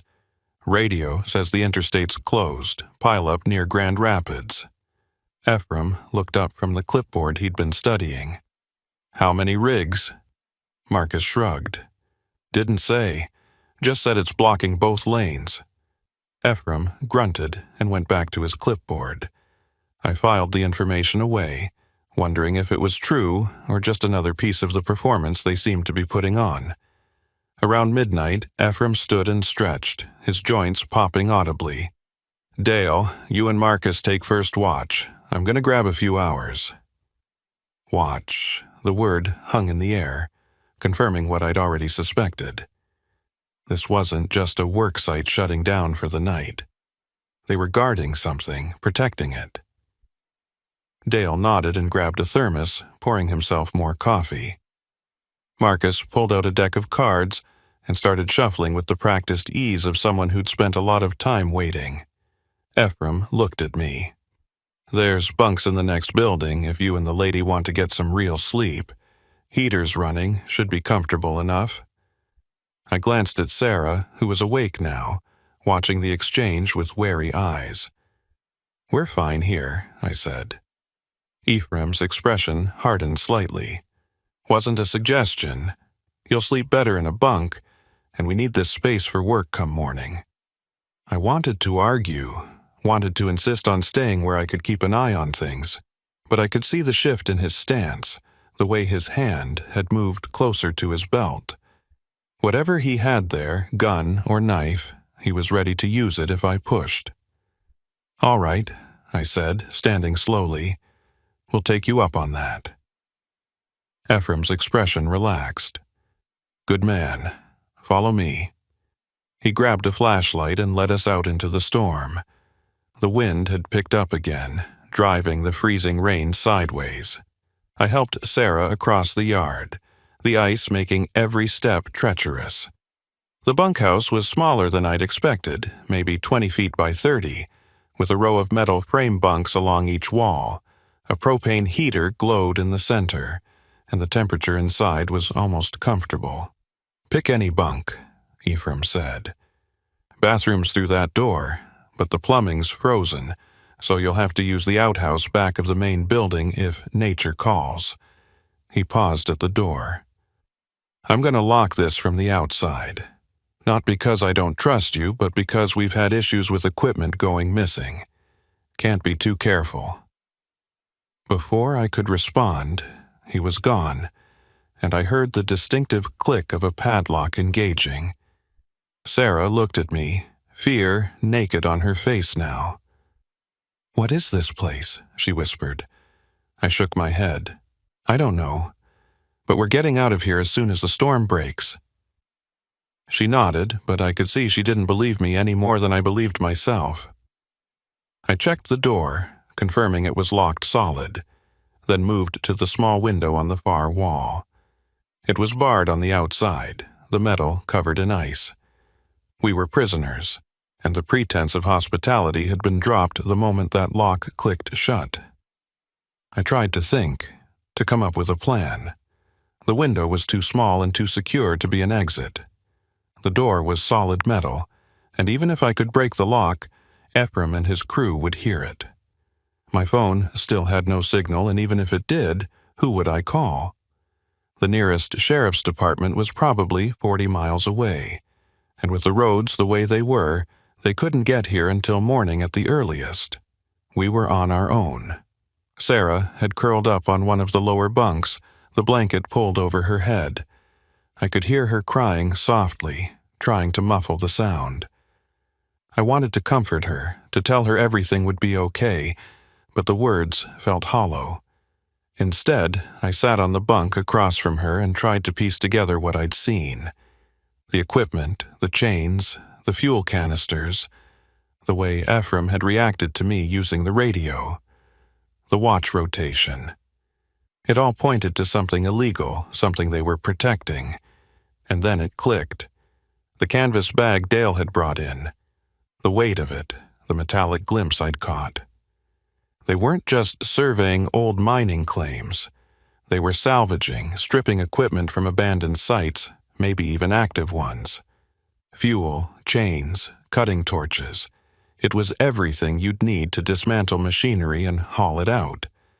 And in a storm like this, with the roads shut down and the authorities focused on the weather, it was the perfect time to move stolen goods without being noticed. I stood and moved to the window again, peering out into the darkness. I could just make out the shape of my truck, the ice coating it, making it look like a ghost. Beyond it, I saw movement near the garage, figures loading something onto a trailer hitched to a heavy-duty pickup. They were working fast, organized, and I realized this was their operation. The storm wasn't shutting them down, it was giving them cover. A sound outside the bunkhouse made me freeze. Footsteps, crunching through the ice, approaching the door. I moved quickly back to my bunk and lay down, feigning sleep. The lock rattled, and the door swung open. I kept my eyes barely slitted, watching through my lashes. It was Dale, the shorter man. He stood in the doorway, flashlight sweeping across the room. The beam lingered on Sarah's bunk, then moved to mine. I forced my breathing to stay slow and even, praying he'd buy the act. After what felt like an eternity, he grunted and backed out, the door closing and the lock clicking back into place. I waited until his footsteps faded, then sat up slowly. Sarah was awake, watching me in the dim light from the heater. "What do we do?" she whispered. I didn't have an answer, not yet, but I knew one thing for certain. We weren't going to wait around to become loose ends in whatever operation Ephraim was running. We needed to get out, and we needed to do it before they decided we'd seen too much. I moved to the heater and examined it closely. It was old, a simple propane unit with a manual valve and an exposed pilot light. An idea began to form, dangerous and desperate, but it was all I had. If I could create enough of a distraction, something that would pull Ephraim and his crew away from the buildings, we might have a chance to make it to the truck. It was a long shot, but it was better than sitting here waiting for our fate to be decided by men who locked people in bunkhouses. The storm raged outside, the wind howling like something alive and angry. Inside, I sat on the cold metal bunk and started planning our escape, knowing that when morning came, we'd either be free or we'd be dead. And out here, in the frozen heart of the Iron Range, I wasn't sure which outcome was more likely. The hours between midnight and dawn are the longest of any night, but when you're locked in a metal bunkhouse in the middle of nowhere, they stretch into something infinite.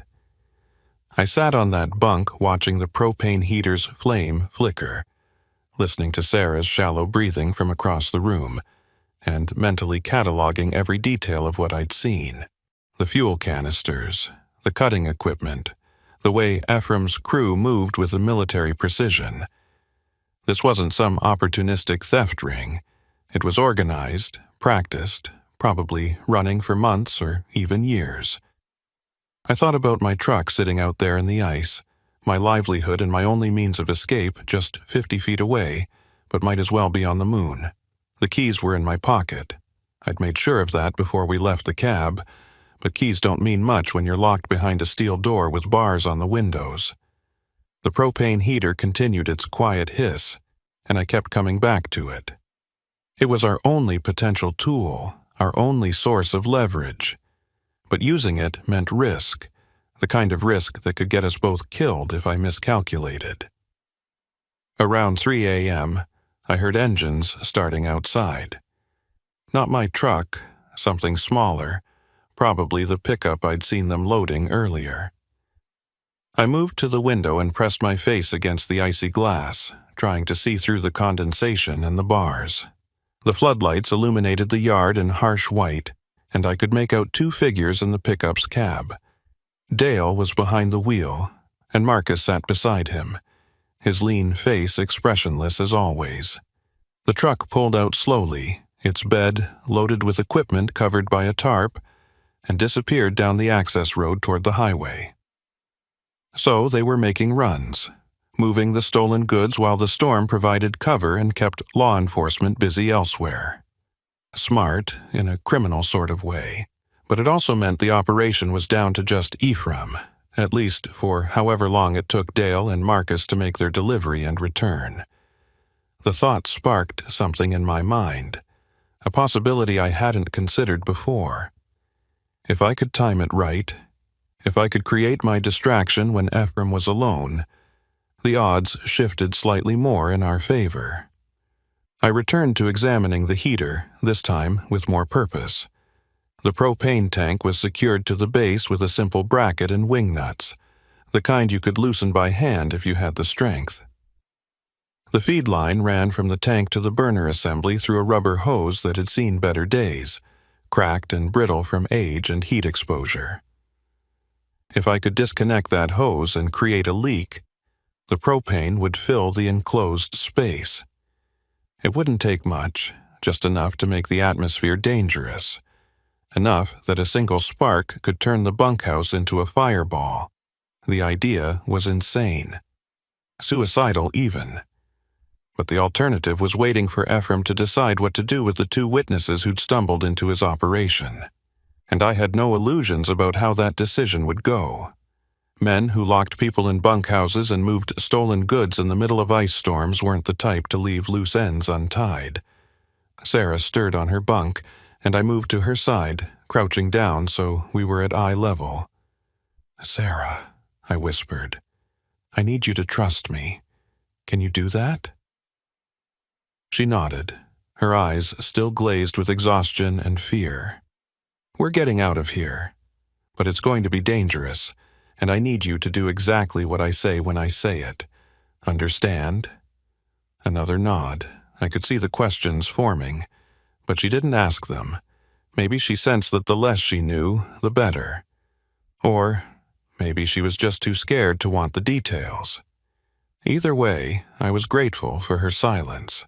I moved back to the heater and began working on the wing nuts, turning them slowly to avoid making noise. The metal was cold, biting into my fingers, but I kept at it until the first nut came free.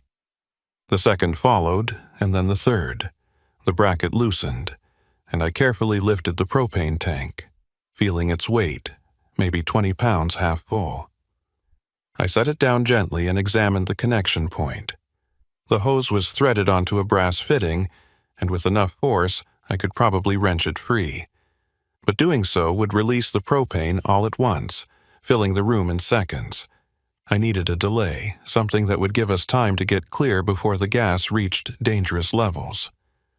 My eyes fell on Sarah's blanket, the one I'd given her from my truck. It was thick wool, the kind that burns slow and smoky. If I could create a smoldering ignition source, something that would take a few minutes to catch but would inevitably ignite the gas, we'd have our window. I pulled the blanket from Sarah's shoulders, ignoring her confused look, and tore a strip from the edge. Working quickly now, I twisted the strip into a tight coil and positioned it near the heater's pilot light, close enough to catch eventually but not immediately. Then I returned to the propane tank and gripped the hose fitting, bracing myself. This was the point of no return. Once I broke that seal, we were committed. I looked at Sarah one more time. When I open this door, you run for my truck. Don't look back. Don't wait for me, just run. The keys are in my pocket. If I don't make it, you drive out of here and you don't stop until you find help. She opened her mouth to protest, but I cut her off. Promise me, Sarah. She closed her mouth, tears streaming down her face, and nodded. I promise. I turned back to the tank, said a silent prayer to whatever might be listening, and wrenched the fitting with all my strength. It resisted for a moment, then gave way with a hiss that seemed impossibly loud in the quiet bunkhouse. Propane began venting from the disconnected hose, invisible but pungent, the smell of rotten eggs filling the air. I grabbed Sarah's arm and pulled her toward the door. The lock was still engaged from the outside, but the door itself was just metal, and the frame was old wood, weakened by years of moisture and freeze-thaw cycles. I stepped back, took a breath of the rapidly fouling air, and kicked the door just below the lock with every ounce of strength I had. The frame splintered but held. I kicked again, and this time the wood gave way, the door flying open with a crash that echoed across the yard. "Run!" I shouted, pushing Sarah ahead of me. She stumbled out into the freezing rain, and I was right behind her, my lungs burning from the propane I'd inhaled. The floodlights blazed across the yard, and I saw Ephraim emerge from the main building, his face twisted with rage. He had something in his hand, dark and angular, a pistol. He raised it, and I shoved Sarah to the side, throwing both of us behind a stack of crates just as the first shot rang out. The bullet pinged off metal somewhere above us, and I heard Ephraim shouting, words lost in the wind and the ringing in my ears. We scrambled forward, using the equipment as cover, the ice making every movement a desperate slide. My truck was ahead, maybe 30 feet, the driver's door facing us. I could see the chrome handle reflecting the floodlights, so close but still impossibly far. Another shot, this one closer, the bullet burying itself in the frozen mud inches from my foot. We reached the truck, and I yanked the door open, practically throwing Sarah inside. She scrambled across to the passenger seat, and I hauled myself up, slamming the door behind me. My hands were shaking so badly I could barely get the key in the ignition, but somehow I managed it. The engine turned over once, twice, and caught with a roar. I didn't wait for it to warm up, didn't check the mirrors, just jammed it into gear and stomped the accelerator. The truck lurched forward, tires spinning on the ice before finding purchase. I heard another shot, felt the impact somewhere in the trailer, but I didn't slow down. The access road loomed ahead, a narrow corridor of darkness between the trees. I aimed for it, praying the ice wouldn't send us into a trunk, and we plunged into the forest. Branches scraped the sides of the truck, and the trailer swayed dangerously. But I kept the accelerator down, putting distance between us and Ephraim. Behind us, through the trees, I saw a flash of orange light. The bunkhouse, the propane, the smoldering blanket, it had all come together. The explosion lit up the night. A brief second sun that turned the ice-covered forest into a landscape of crystal and fire. The shockwave reached us a moment later, a pressure wave that rocked the truck but didn't slow it. I allowed myself one glance in the mirror and saw the bunkhouse engulfed, flames licking at the sky, Ephraim silhouetted against the inferno. Then we were on the highway, the truck fishtailing as the tires hit the pavement.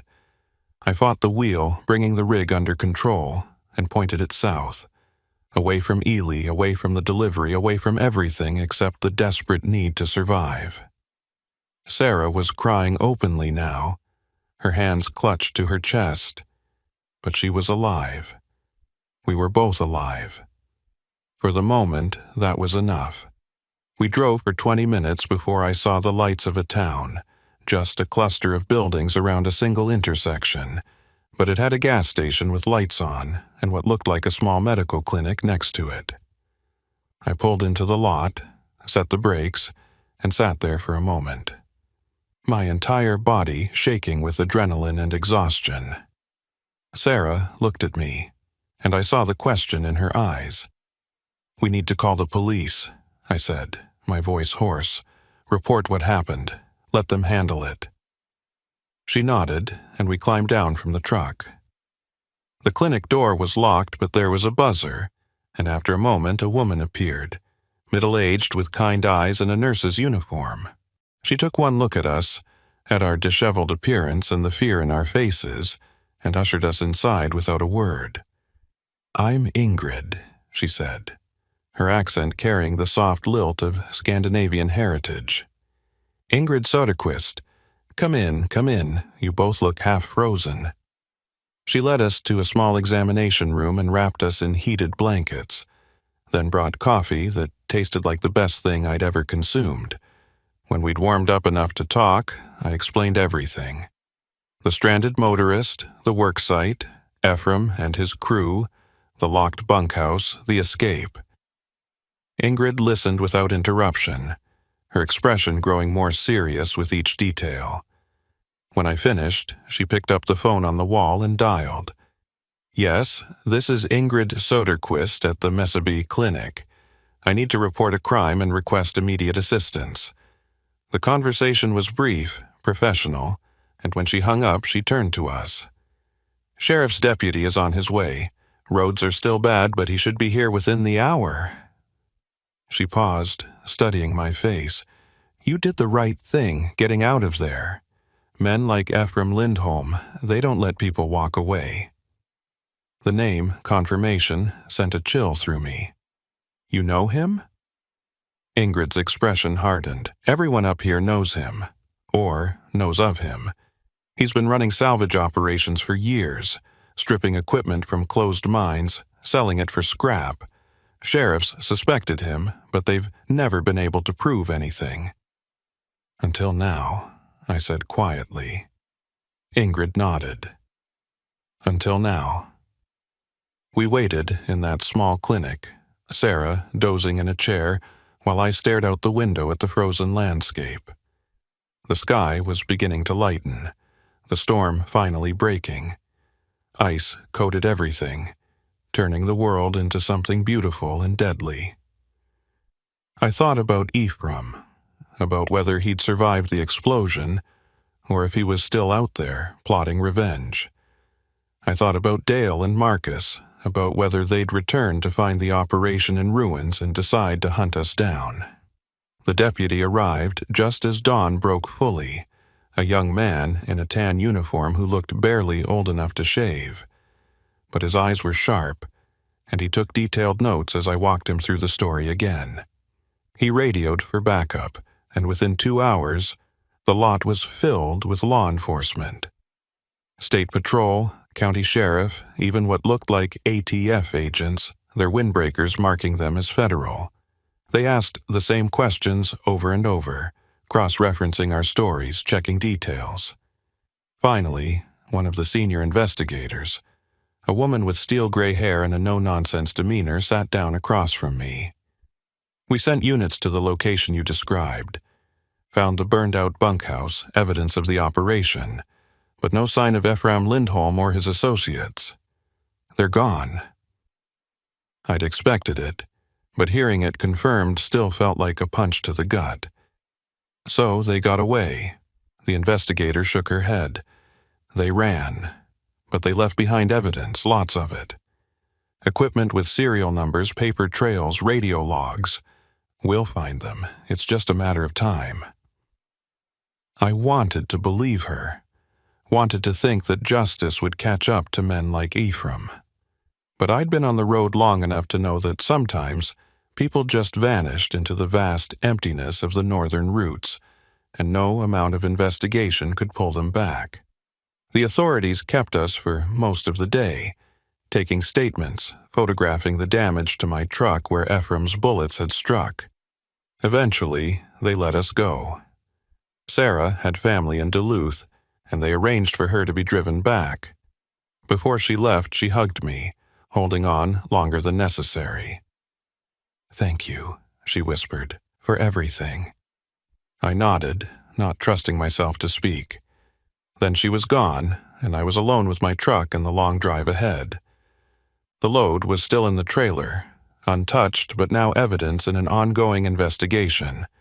They'd released it after processing, and I was cleared to complete the delivery to Ely, though the thought of driving back up that highway made my skin crawl.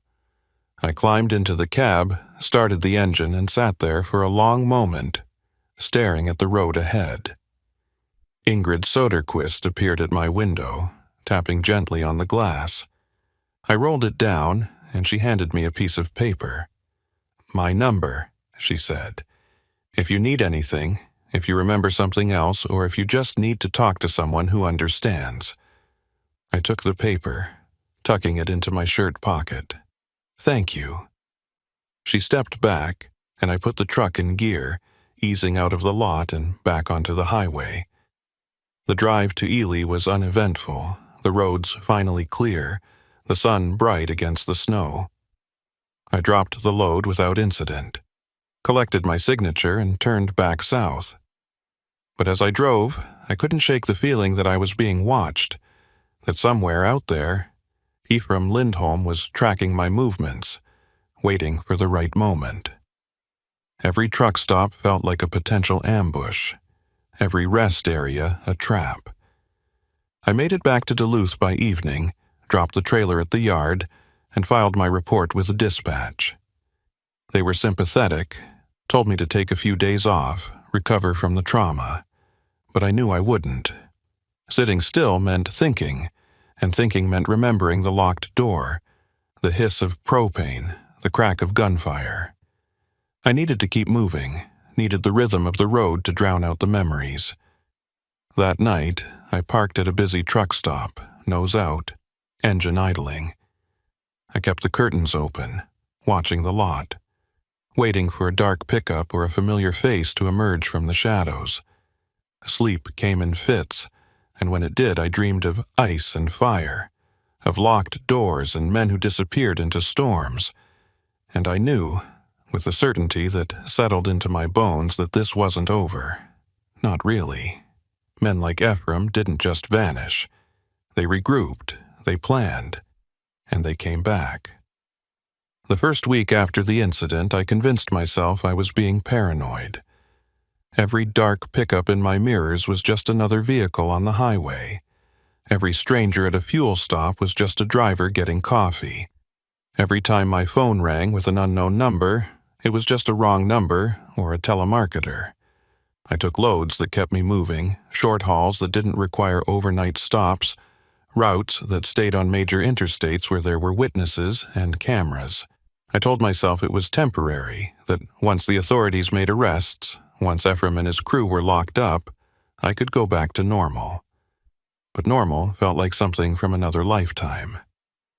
The second week, I started noticing patterns. A beige sedan that appeared behind me on 3 different routes, always keeping just far enough back to avoid being obvious. A man in a truck stop in Wisconsin who watched me a little too long, his eyes following me from the fuel island to the building and back. Small things, easily dismissed individually, but they accumulated like ice on a windshield, building up until I couldn't see clearly anymore. I called the investigator, the steel-haired woman who'd interviewed me at the clinic. She listened patiently, then told me they were still building the case, that they had leads but no arrests yet. "Mr. Brackenridge," she said, her voice carrying a note of professional sympathy that made my stomach turn. "We're doing everything we can, but these operations, they're like networks. You cut one thread and they just reroute. It takes time. Time." The word hung there like a sentence. How much time did I have before the sedan got closer, before the watching man became an acting man? I thanked her and hung up, sitting in my idling truck in a rest area outside of Eau Claire, watching the traffic flow past and wondering which vehicles were innocent and which were hunting me. The third week, I made a mistake. I accepted a load going back to the iron range, a rush delivery of mining equipment to a site outside of Virginia, Minnesota. The money was good, triple the normal rate for the expedited timeline, and I needed it. The incident had cost me work, the trauma had cost me sleep, and my savings were evaporating. But more than that, I think part of me needed to prove that I wasn't scared, that Ephraim Lindholm and his vanished crew hadn't broken something fundamental in me. So I took the load, signed the paperwork, and headed north. The weather was clear, the roads dry. It should have been an easy run, but the moment I crossed into the iron range, I felt it, that same prickle at the base of my skull that I'd felt in the bunkhouse, the animal awareness that predators were near. I pushed through, made the delivery without incident, and was heading back south when my phone rang. It was Ingrid Soderquist, the nurse from the clinic. "Luther," she said, and I could hear the tension in her voice, "you need to be careful, very careful." "What's wrong?" I asked, my hands tightening on the wheel. There was a pause, and I heard what sounded like a door closing. When she spoke again, her voice was lower. "A man came to the clinic today, asked about you, wanted to know if you'd been back, if you'd said anything else about that night. I told him I hadn't seen you, but Luther, he didn't believe me. I could see it in his eyes." My blood ran cold. What did he look like? She described him, and my worst fear was confirmed. Marcus, the lean-faced, silent one from Ephraim's crew, he was hunting me, and he wasn't being subtle about it. "Did he threaten you?" I asked. Ingrid hesitated. "Not directly, but he left his number, said if you contacted me, I should tell you to call him, that there were things that needed to be discussed." She paused. "Luther, I'm scared. Not just for you. These men, they know where I work. They know I helped you." The guilt hit me like a fist. By escaping, by surviving, I'd pulled Ingrid into the crosshairs. "I'm sorry," I said, the words inadequate. "I never meant for you to be involved." "I know," she said quietly, "but I am involved now. We both are." She gave me the number Marcus had left, and I wrote it down on a scrap of paper, my hand shaking. "What are you going to do?" she asked. I didn't know. Every option felt like a trap. If I called, I'd be confirming I was scared, that I could be pressured. If I didn't, Marcus would escalate, and Ingrid would pay the price. "I'll figure something out," I said, though I had no idea what that something might be. "In the meantime, you should tell the police. File a report." She laughed, a bitter sound. "And say what? A man came to my workplace and asked questions? They can't do anything unless he makes a direct threat, and men like him are too smart for that." She was right, and we both knew it. We ended the call, and I sat there on the shoulder of the highway, engine idling, watching the sun sink toward the horizon. The paper with Marcus's number felt like it was burning a hole in my pocket. I pulled it out, stared at the digits, and made a decision that I knew I'd probably regret. I dialed the number. It rang 3 times before a voice answered, that same low rasp I remembered from the bunkhouse. "Brackenridge." It wasn't a question. "Yeah," I said, "it's me." There was a sound that might have been a chuckle. "Took you long enough. Thought maybe you were smarter than this, staying hidden. But here you are, predictable as sunrise." I forced myself to stay calm. "What do you want, Marcus?" Another pause. "It's not what I want. It's what you owe. You cost Ephraim a lot that night. Equipment, product, a perfectly good operation. Now, he's a reasonable man. He understands things happen, but he needs compensation." "I don't owe him anything," I said. anger flaring. He locked us up. He shot at us. I did what I had to do to survive. Marcus's voice hardened. You blew up his property. You called the cops. You made him a fugitive. That's got a price, Brackenridge, and you're going to pay it. I could feel the trap closing. What kind of price? I asked, dreading the answer. Simple, Marcus said. You make a run for us. One delivery, no questions asked. You do it quiet, you do it clean, and we call it square. You refuse, well, that nurse at the clinic, she seems like a nice lady. Be a shame if something happened to her. The threat was explicit now, out in the open. I wanted to tell him to go to hell, to say I'd go straight to the police with this recording, but I knew it wouldn't matter. Men like Marcus operated in the spaces between laws, and they knew exactly how far they could push before crossing lines that would bring real consequences. What's the delivery? I asked, hating myself for even considering it. Details later, Marcus said. You'll get a call in the next few days with a pickup location and a drop point. You follow instructions, you keep your mouth shut, and everyone walks away happy. And if I refuse? The question was rhetorical, we both knew it. Marcus's answer confirmed it. Then you spend the rest of your life looking over your shoulder, wondering when will come for you. Or for people you care about. Your choice, Brackenridge. But choose smart. The line went dead, and I sat there with the phone pressed to my ear, listening to silence. I'd been backed into a corner, forced to choose between my freedom and the safety of an innocent woman who'd done nothing but help me. It was a choice that wasn't really a choice at all. I drove for hours, not really seeing the road, my mind churning through options. I could go to the police, but what would I tell them? That I'd received a vague threat about making a delivery. They'd file a report, maybe increase patrols near the clinic, but they couldn't protect Ingrid around the clock. And if Marcus and Ephraim were determined, they'd find a moment, a gap in the coverage. I could run, disappear into the vast network of highways and truck stops, change my name and start over. But that would leave Ingrid exposed, and I couldn't live with that blood on my hands. Or I could do what they asked.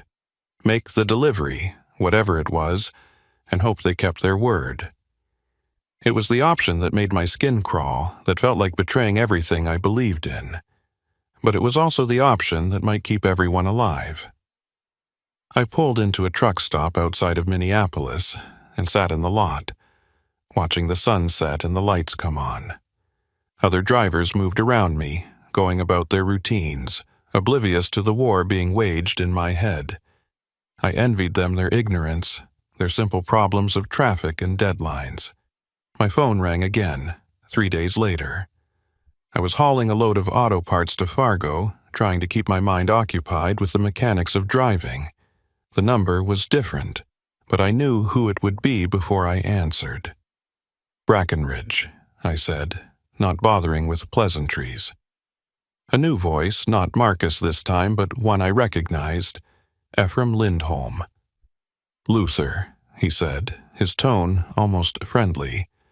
I appreciate you being reasonable about this. Shows character. Get to the point, I said through gritted teeth. Ephraim chuckled. Always were direct. I respect that. Here's the situation. You're going to pick up a trailer tomorrow night, 10 p.m., at a truck yard outside of Cloquet. Take it to a warehouse in Thunder Bay. Simple border crossing, nothing fancy. You deliver it, you walk away, and we never bother you or your nurse friend again. A border crossing. That meant customs, inspections, potential federal charges if things went wrong. What's in the trailer? I asked, though I knew he wouldn't tell me. Does it matter? Ephraim replied, echoing the same question from that first night. You're hauling freight, that's what you do. Just this time you're doing it for us. I wanted to refuse, wanted to tell him to find another Patsy. But then I thought about Ingrid, about her kind eyes and the way she'd helped us without hesitation. "I want proof," I said. "Proof that Ingrid is safe." Ephraim was quiet for a moment. "Fair enough. Marcus will send you a photo in the next hour. She's fine for now, but Luther, if you deviate from the plan, if you contact the authorities, if you do anything except exactly what we tell you, she won't stay fine. Understand?" "I understand," I said, the words tasting like ash. "Good man," Ephraim said. "Details will come via text. Follow them precisely." The line went dead, and I was alone again with the hum of the road and the weight of what I'd agreed to. An hour later, my phone buzzed with an image. It was Ingrid, standing outside the clinic, taken from a distance but close enough to be clear. She looked worried, her eyes scanning the parking lot like she sensed she was being watched. The message was clear. They could get to her any time they wanted. The next day and a half were a blur. I completed the Fargo delivery, then dead-headed back toward Duluth, my mind obsessively running through every detail of the plan Ephraim had sent. The truck yard in Cloquet was off the main routes, a small operation that probably did more in questionable deals than legitimate business. I was to arrive at 10 p.m., hook up to a specific trailer, already loaded and sealed, and drive straight through to Thunder Bay. The border crossing would be at International Falls, where they had contacts who would expedite my passage. It was organized, professional, and utterly illegal. I thought about calling the investigator, about setting up a sting operation that could catch Ephraim and his crew in the act. But every time I reached for the phone, I saw Ingrid's face, saw the fear in her eyes in that photo. The risk was too high, the variables too many. If anything went wrong, if the authorities moved too soon or too late, she'd pay the price. So I kept my mouth shut and drove toward Cloquet, each mile feeling like I was digging myself deeper into a hole I'd never climb out of. The truck yard was exactly as described, a fenced lot with a small office and rows of trailers in various states of repair. I pulled in at 9:55 p.m., 5 minutes early, and immediately spotted the trailer Ephraim had specified. It was a standard dry van, unremarkable except for a small red mark on the rear door, the identifier I'd been told to look for. I backed up to it, hooked my airlines, and connected the electrical. The trailer was heavy. I could feel it in the way the truck settled when I engaged the fifth wheel. Whatever was inside, there was a lot of it. As I finished the hookup, a figure emerged from the office. Dale, the nervous one from the bunkhouse. He approached my window, and I rolled it down. "You're good to go," he said, his voice tight. "No stops except for fuel. You cross at International Falls. Use the commercial lane. Guy named Paulson will be on duty. He'll wave you through. Any problems, you call this number." He handed me a slip of paper with a phone number scrawled on it. "Don't screw this up, Brackenridge. A lot of people are counting on you." I took the paper without a word and rolled up the window. Dale stepped back, and I put the truck in gear, rolling out of the yard and onto the highway. The weight of the trailer pulled at me, a physical reminder of the choice I'd made, the line I'd crossed. I drove north, through the darkness, watching the mile markers tick by. My CB was silent. I'd turned it off, not wanting to hear the friendly chatter of other drivers going about their honest work. I was alone with my thoughts, and they were dark company. The drive to International Falls took 4 hours, and with each passing mile my anxiety ratcheted higher. I'd never crossed the border with illegal cargo, never been part of something like this.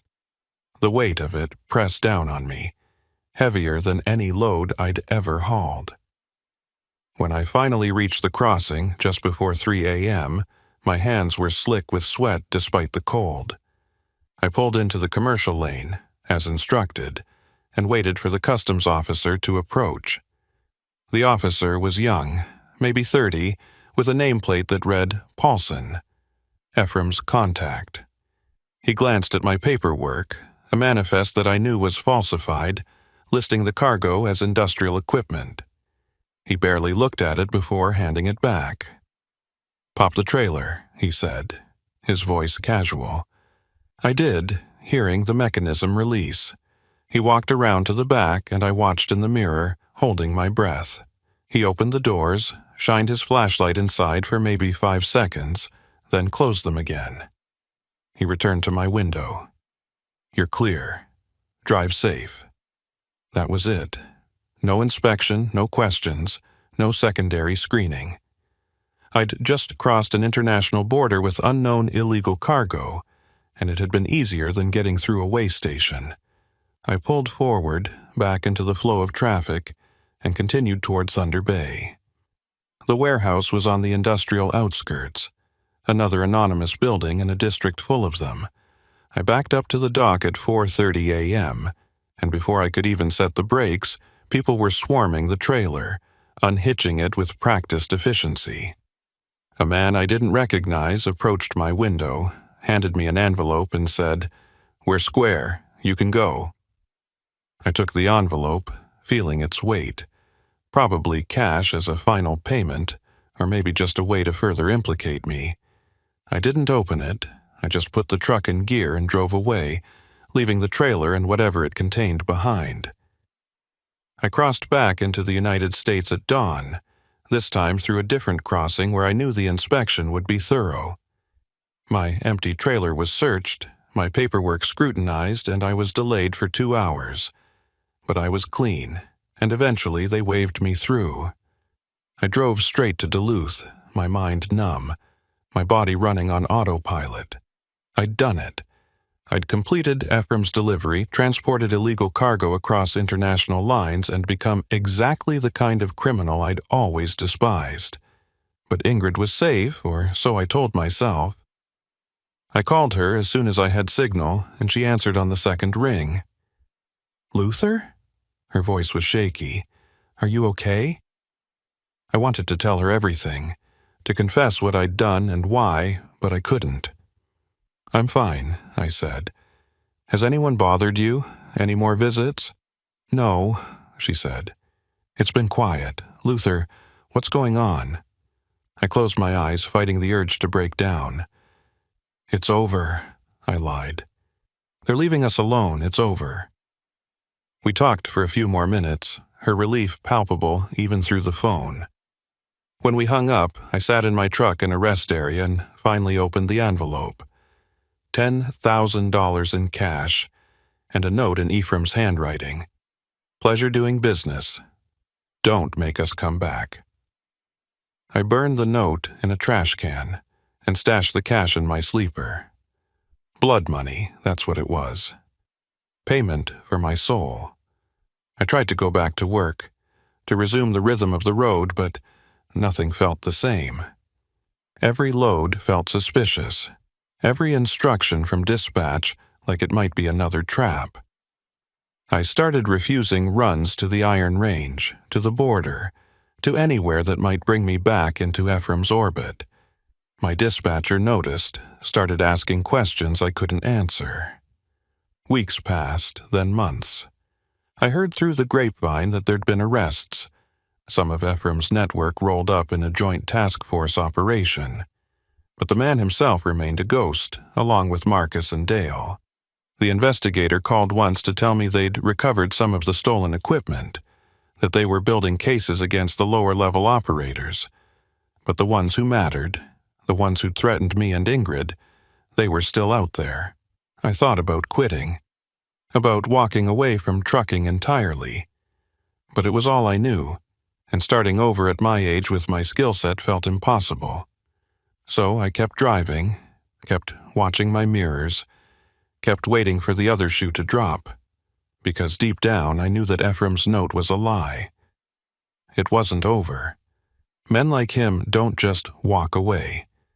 They wait, they plan, and when you finally convinced yourself you're safe, that's when they strike. I changed my routes, my patterns, everything I could control. I never stayed in the same truck stop twice in a row. I varied my fuel stops, my rest breaks, my communication patterns. I became a ghost on the highway, just another anonymous trucker in a sea of them. But the paranoia never left. Every dark vehicle was a threat. Every stranger was a potential assassin. Every phone call might be the one telling me they were done waiting. And the worst part, the part that keeps me awake in the small hours of the morning, is knowing that I'd do it all again. If they came back, if they threatened Ingrid or anyone else I cared about, I'd cross that line again. Because that's what they'd learned about me. What they'd proven in that ice storm on the Iron Range. I had a breaking point, and they knew exactly where it was. The last time I drove Route 53, about 6 months after the incident, I slowed as I passed the turnoff to that work site. The access road was overgrown, the floodlights dark, the buildings probably stripped and abandoned. But I could still see it all clearly in my mind. The locked bunkhouse, the hiss of propane, the flash of Ephraim's gun. And I knew that somewhere out there, Ephraim Lindholm was watching, waiting, remembering. I don't haul through the Iron Range anymore. I take the long way around, even if it costs me time and money. Because some roads, once you've traveled them, mark you in ways that never wash off. And some debts, no matter how much you pay, never really get settled. They just wait, accruing interest, until the collectors come back around. I'm still driving, still hauling freight across the northern routes, though never the ones I used to run. Still checking my mirrors, still sleeping with one eye open, still waiting for the knock on my door that I know will eventually come. Because, in the end, Ephraim was right about one thing. You can't escape the Iron Range. It gets into your blood, into your bones, and once it has you, it never really lets go. The ice melted, the roads cleared, but the storm, the real storm, the one that started that night in the freezing rain, it's still raging, and I'm still caught in it, driving blind, hoping I can stay ahead of the whiteout just a little bit longer. The Badlands in winter are a study in deception. From a distance, they look peaceful, almost serene, the layered rock formations dusted with snow like some kind of postcard. But get close enough, stand on the edge where the wind comes tearing across the open prairie, and you understand why the Lakota called this place Makosika, the Badlands. It's a place that doesn't forgive mistakes, doesn't offer second chances.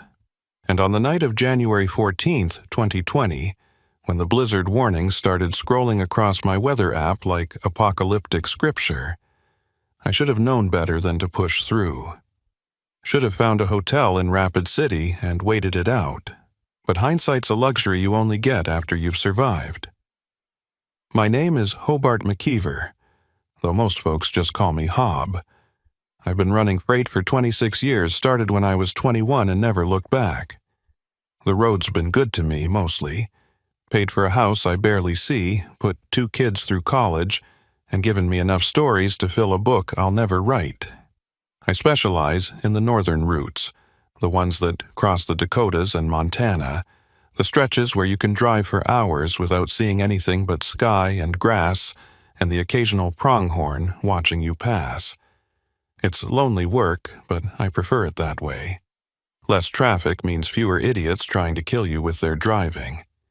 The load that night was routine. Farm equipment parts heading from Sioux Falls to Billings. Nothing unusual, nothing that raised any red flags when I signed the paperwork. The dispatcher had mentioned the weather, told me there was a system moving in from the northwest, but the forecast had it arriving around midnight. I'd be through the Badlands and into Wyoming long before then, or so the plan went.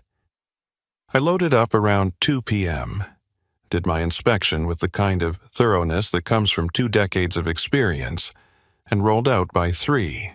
The sky was clear, the roads dry. It felt like an easy run. I made good time through the eastern part of South Dakota, the flatlands where you can see your exit from 20 miles away. The sun was setting as I hit the Missouri River crossing at Chamberlain, painting the water in shades of orange and red that would have been beautiful if I'd had time to appreciate them. But I was watching the sky to the west, watching the clouds building on the horizon like a wall. They were darker than the forecast had suggested, and they were moving faster. I keyed the CB, looking for local input. Westbound on 90. Anyone got eyes on this system coming in? Static, then a voice, older, weathered. It's moving quick, supposed to be light snow, but it's looking meaner than that.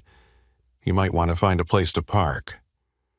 I considered it, but I was already past Chamberlain, and the next real town was Wall, a good 70 miles west. I could make Wall before the worst hit, or at least that's what I told myself. Appreciate it, I said into the CB. I'll keep an eye on it. The voice came back, skeptical. Your funeral, friend. Then silence. The temperature started dropping around 7 p.m., falling from the mid-20s down to single digits in less than an hour. I could feel it in the way the truck responded, the engine working harder, the fuel flowing different. And then the wind picked up, not gradually but all at once, like someone had opened a door in the sky. It slammed into the trailer broadside, pushing the whole rig sideways. I corrected, both hands on the wheel, and dropped my speed from 70 to 60, then 50. The first snowflakes appeared, not falling so much as flying horizontally, driven by wind that had to be gusting 50, 60 miles per hour. Within 10 minutes, visibility went from clear to maybe a quarter mile. Within 20, it was down to 100 feet. I activated my hazards, watching the road markers disappear into the white. This was bad, worse than I'd expected, worse than the forecast had predicted. I should have stopped, should have pulled into the emergency lane and waited it out. But there was nothing out here, no services, no shelter, just open prairie and the distant promise of Wall. So I kept going, crawling along at 30 miles per hour, every muscle in my body tense.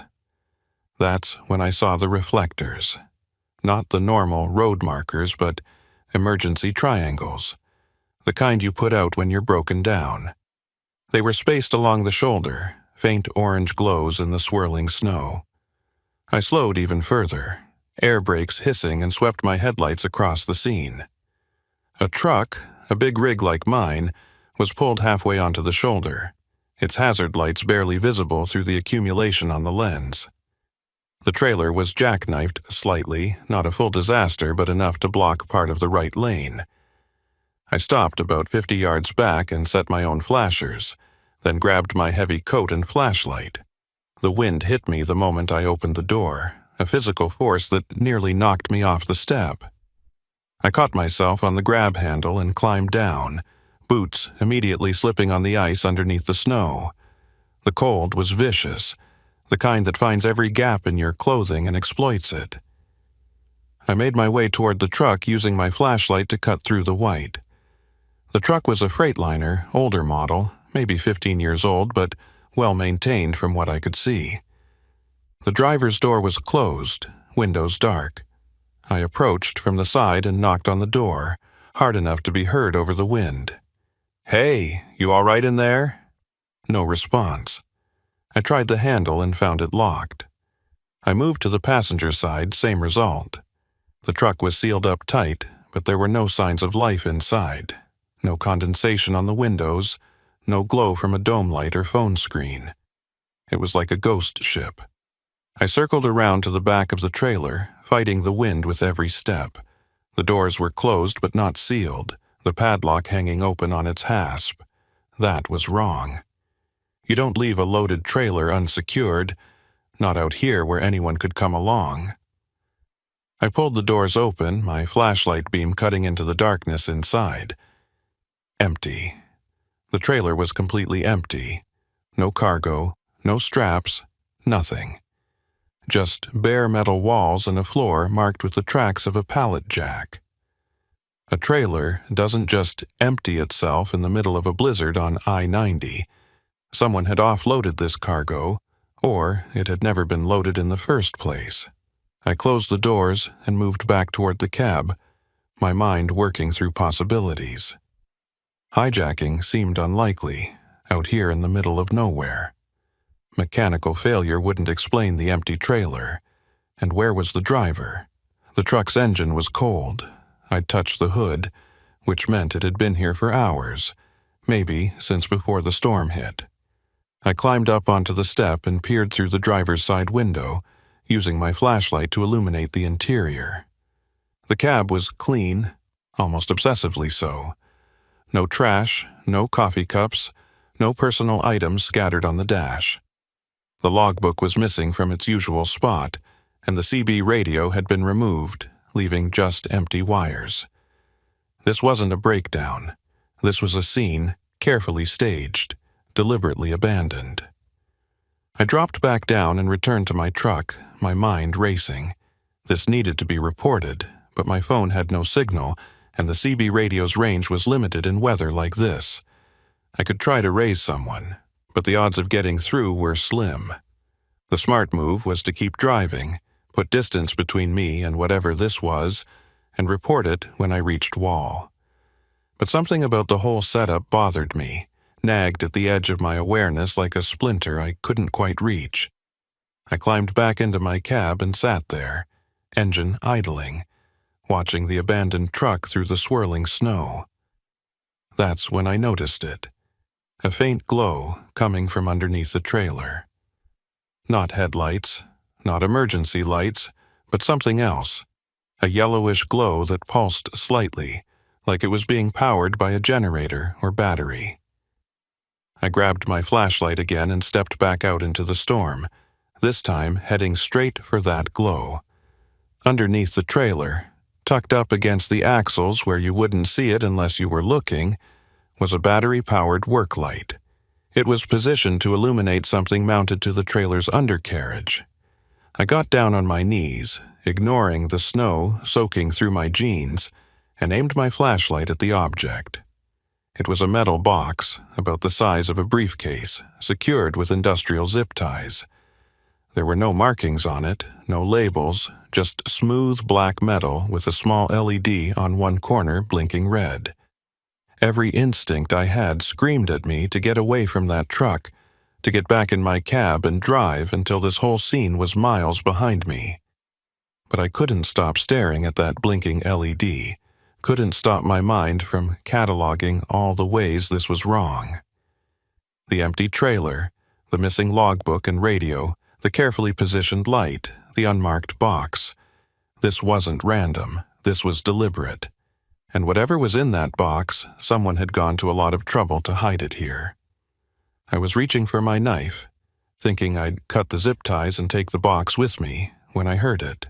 A vehicle approaching from the west, engine noise cutting through the wind. I stood quickly, pocketing the knife, and moved away from the trailer. Headlights appeared through the snow, not the high beams of another semi, but the lower, wider spread of a pickup or SUV.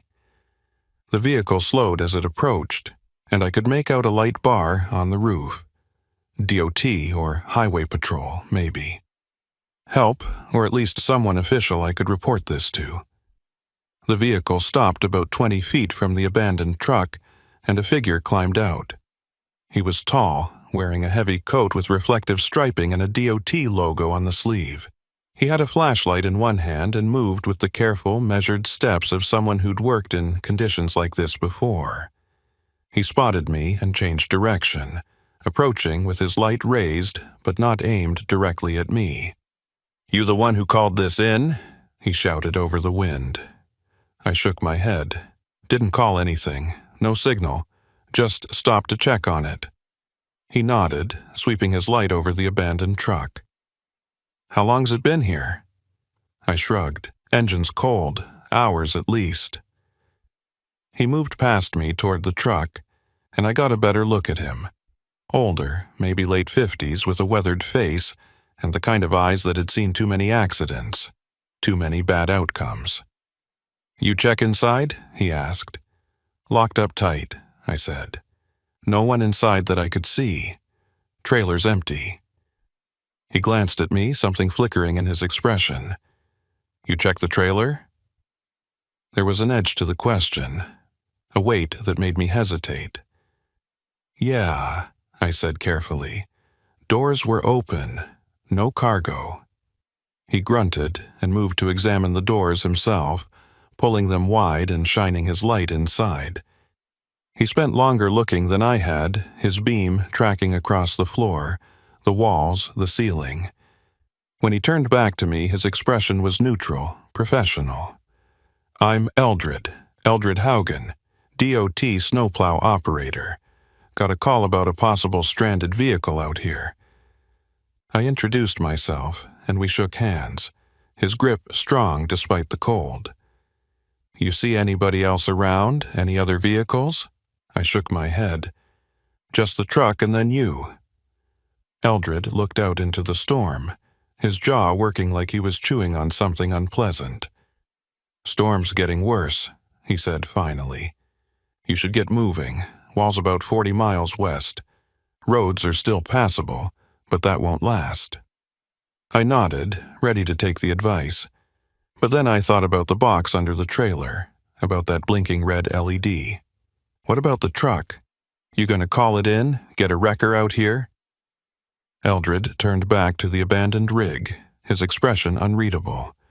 "I'll handle it. You just worry about getting yourself somewhere safe." There was something dismissive in his tone, something that felt like a door closing. I wanted to press, wanted to ask about the box, about what he thought had happened here. But the wind was howling, and the snow was coming down so thick I could barely see my own truck. I nodded and started to walk away, then stopped. "That box under the trailer," I said, turning back. "You know what that is?" Eldred went very still. His hand, which had been hanging loose at his side, moved slightly toward his belt. "What box?" "Under the trailer," I repeated. "Mounted to the axle. Black metal, about this big." I held my hands apart to show the size. Eldred's eyes narrowed. "You didn't touch it, did you?" There was something in his voice now, urgency mixed with warning. I shook my head, just saw it, thought it was weird. He took a step toward me, closing the distance. "Listen to me carefully. You didn't see anything under that trailer. You didn't see a box, you didn't see a light, you didn't see nothing. You understand?" The threat was implicit but clear. I felt my pulse quicken, felt the cold turn from uncomfortable to dangerous. This wasn't a DOT worker checking on a stranded vehicle. This was something else, something connected to whatever operation the abandoned truck was part of. "I understand," I said slowly. Eldred studied me for a long moment, then nodded. "Good, now get out of here, and forget you ever stopped." I didn't need to be told twice. I turned and walked as quickly as the ice would allow back to my truck, feeling Eldred's eyes on me the entire way. I climbed into the cab, engaged the locks, and put the truck in gear. As I pulled away, I glanced in the mirror and saw Eldred still standing there watching me go. Then the snow swallowed him up, and I was alone on the highway again, the abandoned truck and whatever secrets it held disappearing into the white behind me. But I couldn't shake the image of that box, or the way Eldred had reacted when I mentioned it. And as I drove toward Wall, fighting the worsening storm, I realized that I'd stumbled into something I didn't understand, something dangerous enough that a man posing as a DOT worker was willing to threaten me over it. The smart thing would be to forget it, to do exactly what Eldred had said and pretend I'd never stopped. But 26 years on the road had taught me that sometimes the smart thing and the right thing aren't the same. And I had a feeling that before this night was over, I'd have to choose between them. The 40 miles to Wall felt like 400. The storm had intensified to the point where I could barely see the hood ornament on my own truck, let alone the road ahead.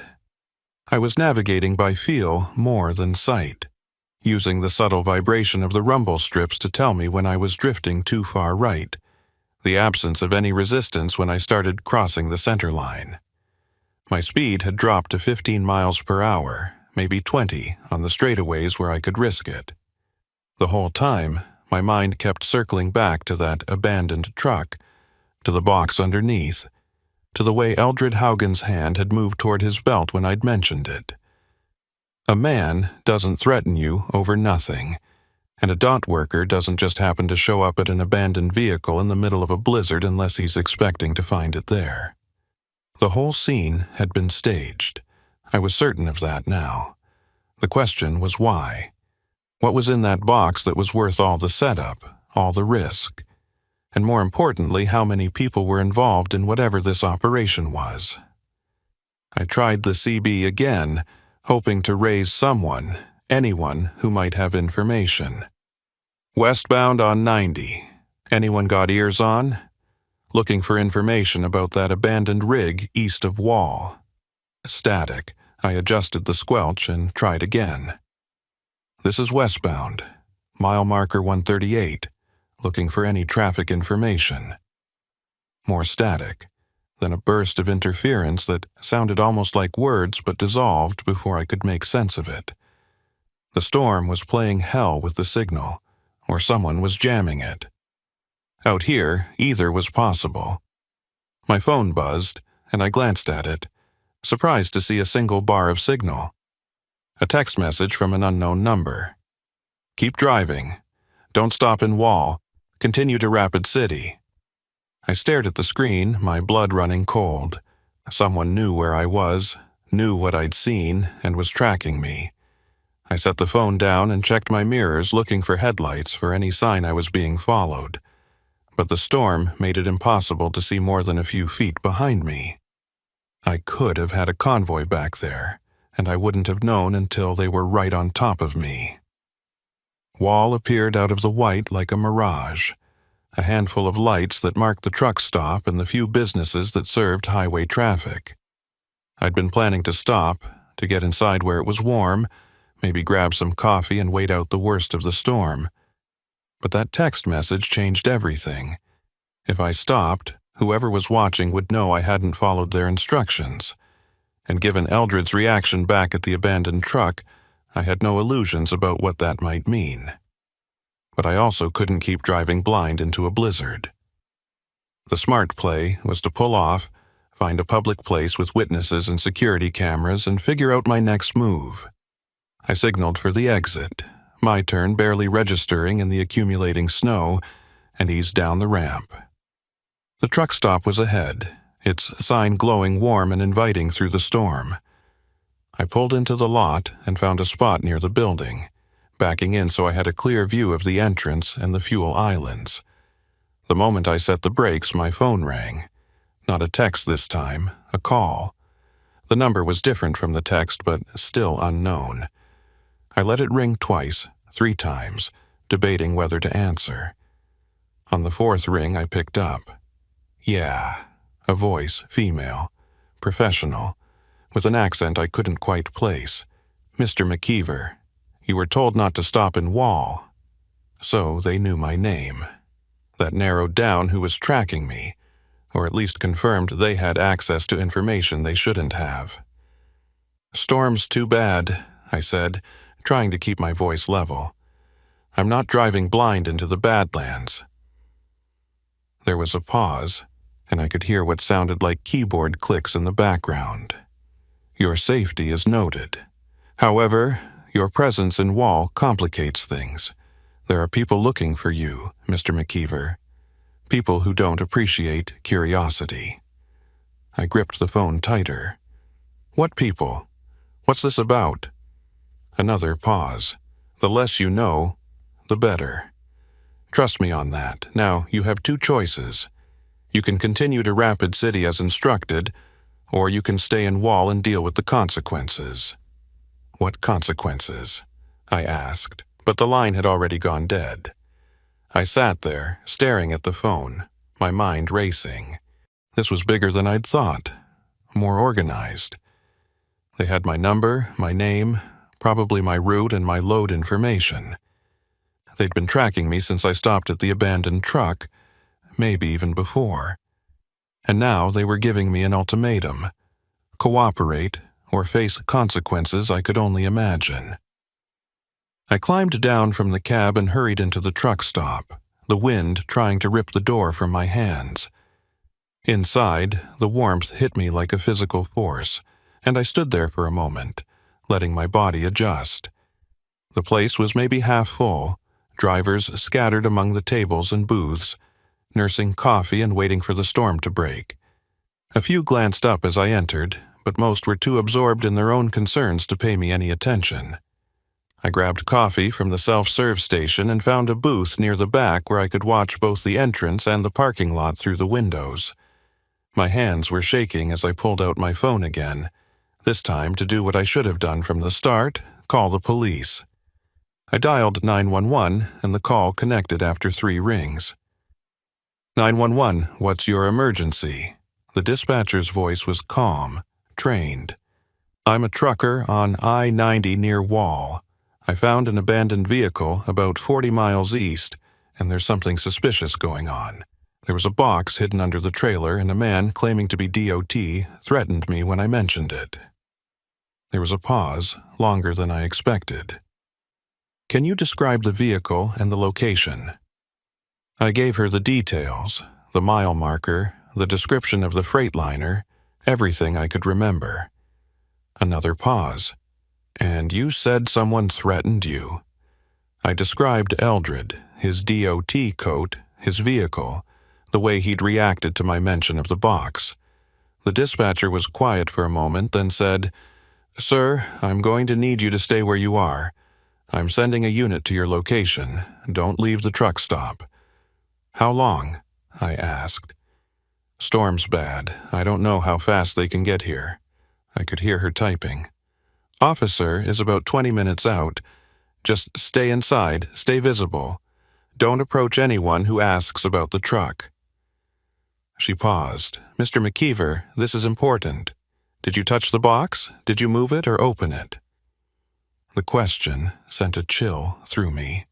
No, I just saw it. Why? What's in it?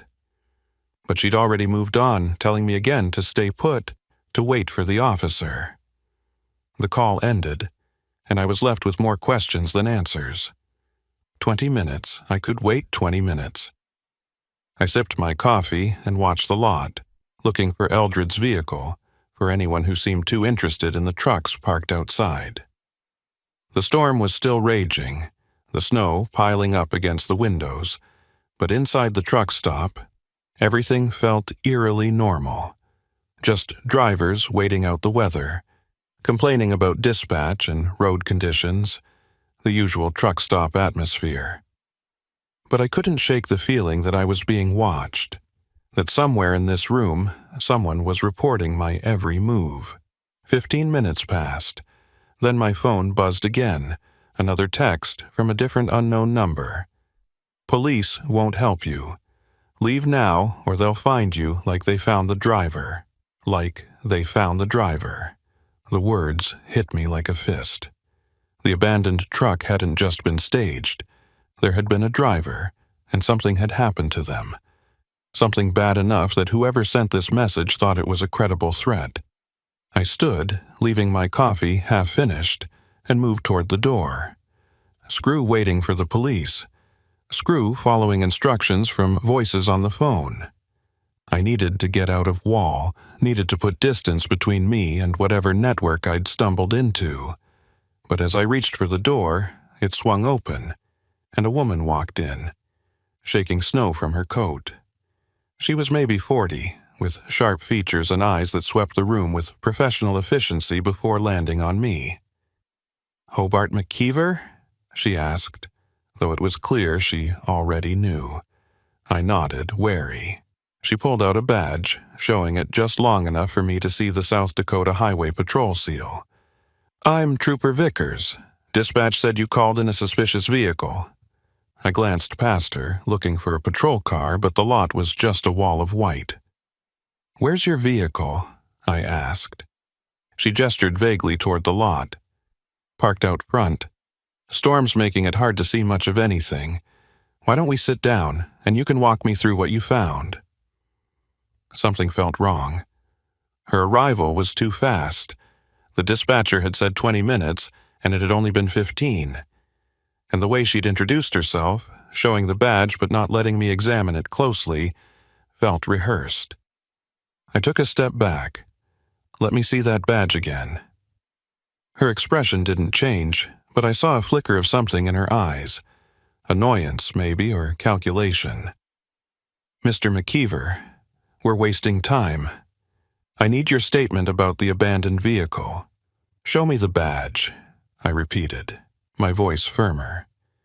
She reached for her belt, but instead of the badge, her hand came up with something else. A phone. She held it up, showing me the screen. It was a photo of the abandoned truck, but not the one I'd seen. This photo was from before, from when it had a driver, and the driver was slumped over the wheel, head at an angle that no living person could maintain. This is what happens to people who ask too many questions, she said quietly. Now, are we going to have a conversation, or are you going to make this difficult? I didn't answer. I just turned and ran, pushing past her toward the back of the truck stop. There had to be another exit, a back door for deliveries or emergencies. I heard her shout behind me, heard the sound of footsteps, but I didn't look back. I hit the hallway that led to the restrooms and kept going, looking for any door marked exit. There, at the end of the hall, a metal door with a crash bar. I slammed into it and the door flew open, dumping me out into the storm. The cold hit me again, but I didn't stop. I ran along the side of the building, staying close to the wall, trying to orient myself. My truck was on the other side of the lot, maybe 100 yards away. I just had to get there, get the engine started, and get back on the highway. I rounded the corner and saw the lot, saw my truck sitting where I'd left it.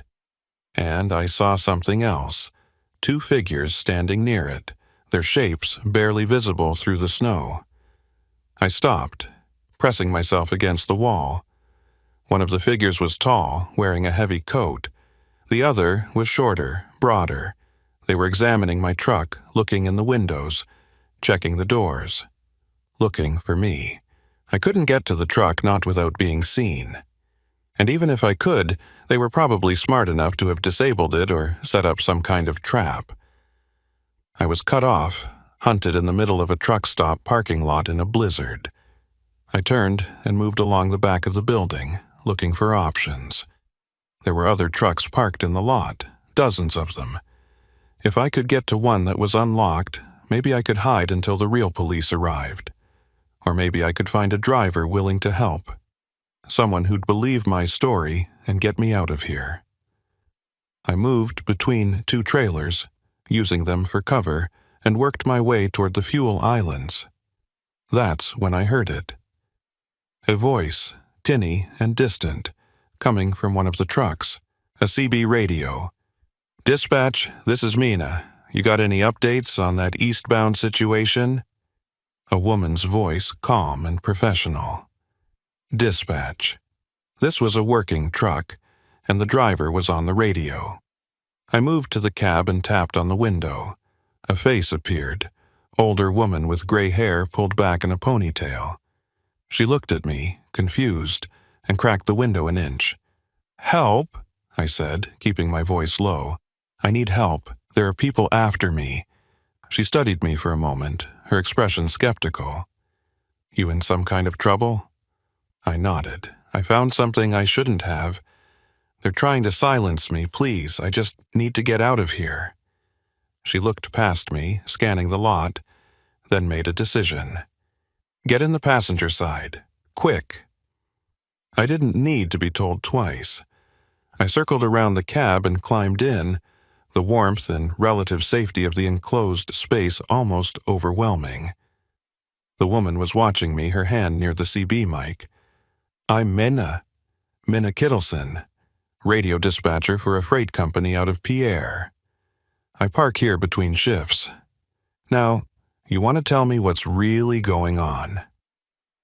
I started to explain, the words tumbling out. The abandoned truck, the box, Eldred's threat, the phone calls, the woman posing as a trooper. Minna listened without interruption, her expression growing more serious with each detail. When I finished, she was quiet for a moment. Then she picked up her CB mic and keyed it. "This is Minna to any law enforcement on frequency. I have a situation at the Wall truck stop, requesting immediate assistance." She released the key and waited. Static. She tried again, on a different channel. Same result. She set the mic down and looked at me. "Someone's jamming the frequencies. That's not something amateurs do." "What do?" I asked, feeling the walls closing in. Minna thought for a moment, then started her engine. "You're going to lay low in my sleeper. I'm going to drive us out of here casual-like. Once we're clear and have cell signal, we call this improper to someone we can verify." It was a plan, simple but solid. I climbed into the sleeper berth, a cramped space behind the seats, and pulled a blanket over myself. I heard Minna put the truck in gear, felt the motion as we pulled out of the parking spot. We were maybe 300 yards down the frontage road when I heard her curse. "What?" I called from the sleeper. "Roadblock," she said. "2 vehicles blocking the ramp, DOT markings." My heart sank. They'd anticipated this, had people positioned to cut off escape routes. "What do we do?" Minna didn't answer immediately. Then I felt the truck stop. I heard a window roll down, heard a male voice. "Roads closed ahead, storm's too dangerous. Need everyone to turn back." "I've driven worse than this," Minna said, her tone professional but firm. "I've got a schedule to keep." The voice hardened. "Road's closed, ma'am. Turn it around." There was a pause, then Minna's voice, lower. "You're not DOT. DOT doesn't block roads with unmarked trucks." I heard movement, the sound of a door opening. Minna cursed again, and I heard her shout, "Hobart, run!" I threw off the blanket and scrambled out of the sleeper just as the passenger door was yanked open. A man stood there, the same man I'd seen by my truck. Up close, I could see the cold calculation in his eyes, the kind of eyes that had done this before. I didn't think. I just kicked, catching him in the chest. He stumbled back and I launched myself out of the cab, hitting the ground hard and rolling. The snow cushioned my fall, and I was on my feet and running before he could recover. Behind me, I heard Minna's engine roar, heard the squeal of tires on ice. She was ramming the roadblock, trying to create an opening. Metal crunched, and I glanced back to see her truck pushing through, one of the blocking vehicles sliding sideways. Then I was into the storm again, the white swallowing everything, and I ran blind, just trying to put distance between me and the voices shouting behind me. Running in a blizzard is like running through a void where every direction looks the same and every step could be your last. The snow had accumulated to mid-calf depth, each stride requiring effort that burned through my energy reserves on faster than I could afford. I had no destination, no plan beyond putting distance between myself and the voices behind me. The wind drove ice crystals into my face like needles, and my lungs burned with each breath of frigid air. I couldn't see more than a few feet ahead, couldn't tell if I was running toward the highway or deeper into the prairie. Behind me, I heard engines starting, the growl of heavy vehicles moving. They were coming after me, and they had the advantage of speed, warmth, and organization. All I had was desperation and the slim hope that the storm would hide me long enough to find help. I veered right, or what I thought was right, and nearly slammed into a fence post. I grabbed it to keep from falling, the frozen metal burning through my gloves. A fence meant property, maybe a ranch or a service road. I followed it, using the posts as guideposts through the white. The fence led me to a gate, and beyond that, the dark shape of a building emerged from the storm. It was small, maybe a utility shed or an equipment shelter, but it had walls and a roof, and that was more than I had. I pushed through the gate and stumbled toward the structure, my legs threatening to give out with each step. The door was unlocked, thank God, and I practically fell inside, slamming it shut behind me. The darkness was absolute, and for a moment, I just stood there, gasping, trying to get my bearings. I fumbled for my phone, using its dim light to illuminate the space. It was a maintenance shed, lined with tools and supplies, fuel cans and coils of rope. A workbench sat against one wall, and in the corner, I spotted what looked like an old CB radio mounted to a charging station. I moved to it, hands shaking from cold and adrenaline, and flipped the power switch. Nothing.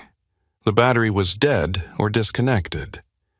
I searched the workbench looking for anything useful. A flashlight, barely functional, but better than my phone. A map of the area, marked with service roads and property lines, and underneath a pile of work gloves, a folder. I pulled it out, opening it to find paperwork, manifests, and shipping documents. They were all for the same company, Haugen Transport Services. Eldred's name was on several of them, listed as both driver and operations manager. I scanned the documents quickly, my mind racing to connect the pieces.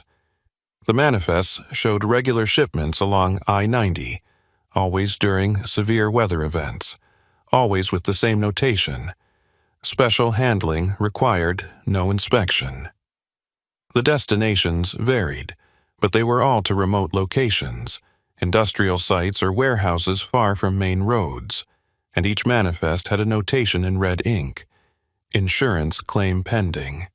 Insurance fraud. That's what this was.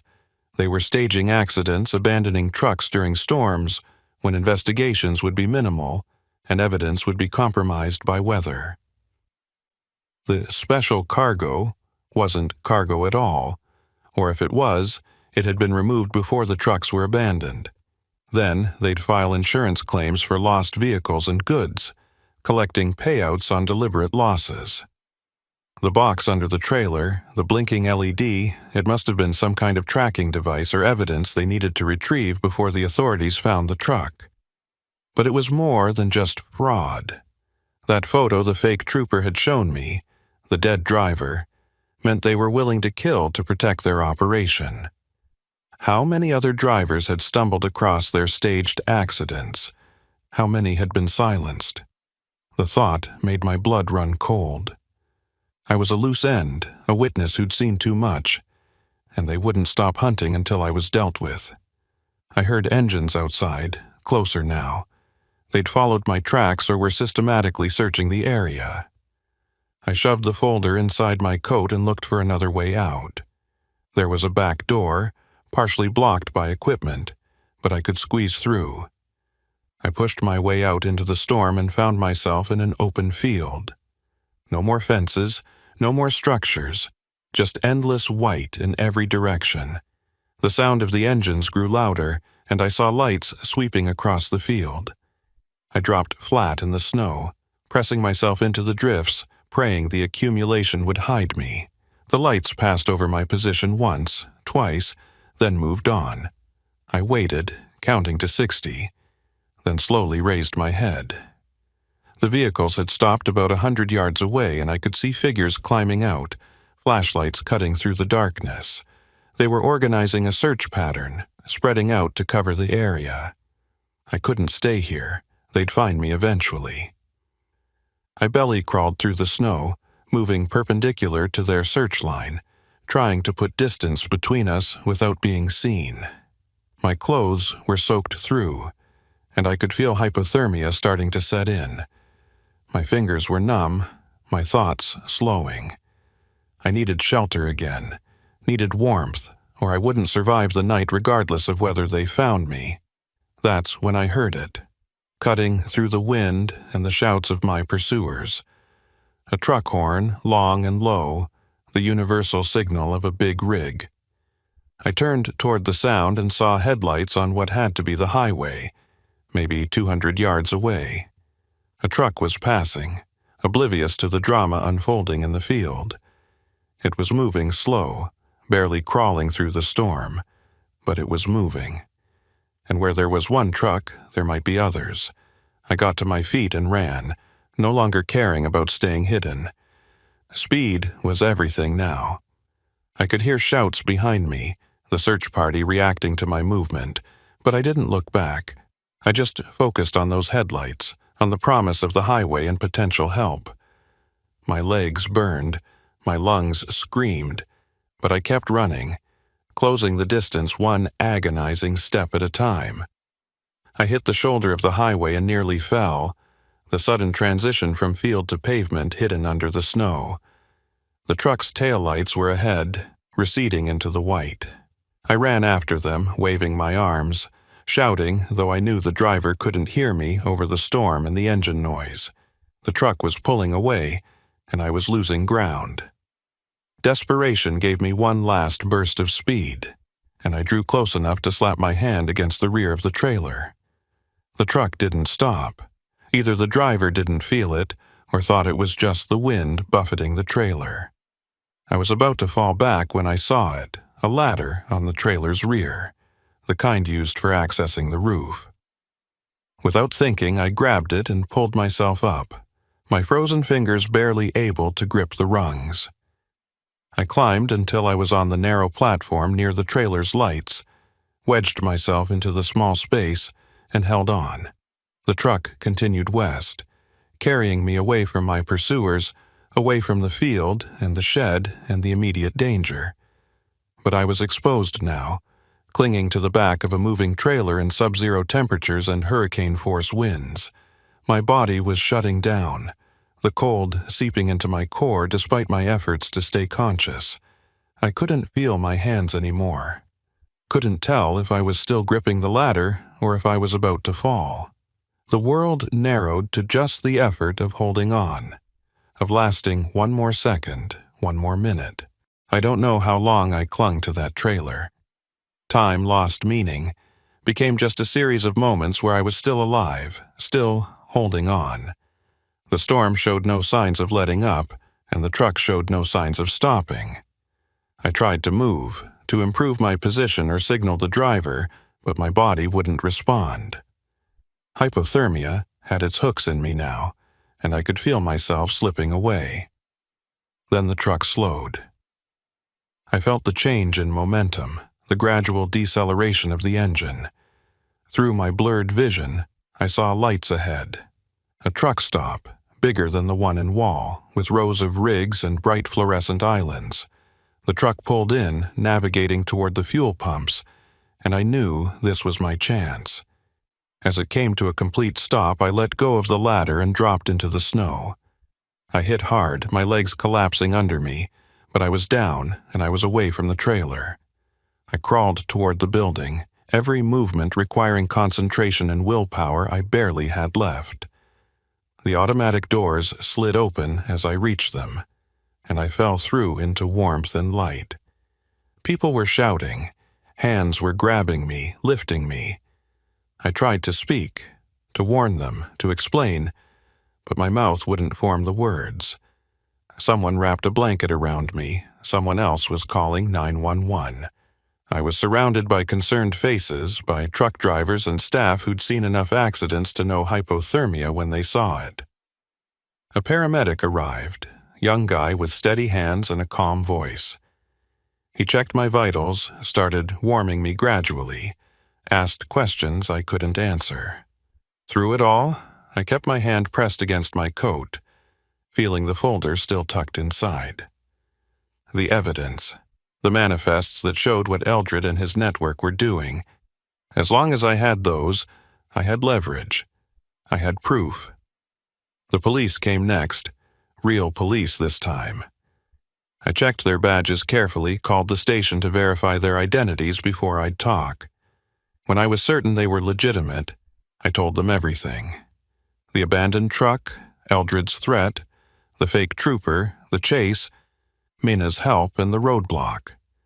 And I gave them the folder, the manifest that laid out the insurance fraud operation in black and white. They listened, took notes, made calls. More officers arrived, then state investigators, then someone from the FBI. The truck stop became a command center with law enforcement coordinating responses and issuing alerts. They put out calls for Minna Kittleson, wanting to verify her safety and get her statement. They sent units to the abandoned truck location, though I knew they'd find it cleaned out by now. Eldred and his people would have moved the moment they knew I'd escaped. Hours passed. I was treated for exposure, given warm clothes and hot food, questioned and re-questioned by various agencies. Each time, I told the same story, provided the same details. They seemed to believe me, or at least take me seriously, but I could see the doubt in some eyes. A massive fraud operation working through DOT personnel? It sounded paranoid, like conspiracy theory thinking. But the manifests were real, the documents undeniable. Dawn broke eventually, the storm finally exhausting itself. The first light revealed a landscape transformed, everything buried under feet of snow. The highway was still closed, cleanup crews working to clear the main routes. I sat in the truck stop restaurant, staring out at the white expanse, and waited for news. About Minna, about Eldred, about what came next. A detective sat down across from me, older woman with tired eyes and a no-nonsense demeanor. "We found Haugen," she said. Or rather, we found his truck. Abandoned on a service road about 10 miles from Wall. No sign of him or his associates. My stomach sank. "He ran." She nodded. "Looks that way, but we've got the manifest you provided, and we're cross-referencing with insurance claims. This thing's bigger than we thought. Multiple companies involved, drivers we're trying to locate. It's going to take time to unravel." "What about Minna Kittleson?" I asked. The detective's expression softened slightly.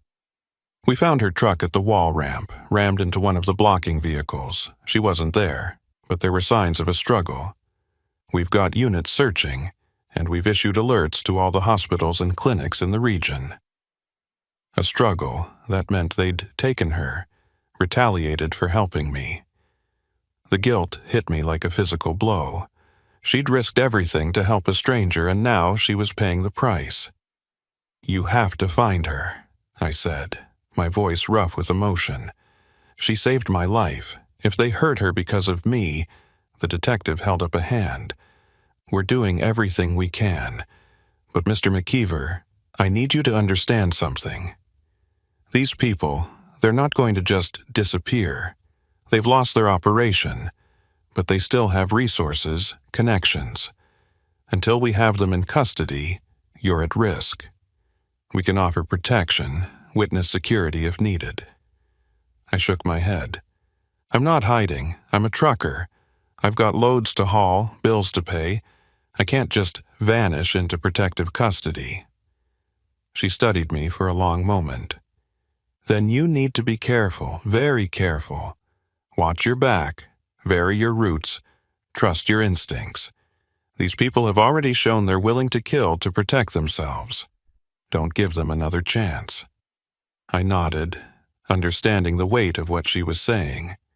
My life had changed the moment I stopped to check on that abandoned truck. I'd stepped into a world of fraud and murder, and even though I'd survived, even though I'd exposed the operation, the danger wasn't over. Eldred Haugen was still out there, along with the fake trooper and whoever else was part of their network. And they knew who I was, knew what I looked like, knew how to find me. Days turned into weeks. I went back to work, hauling loads across the northern routes, always watching, always waiting.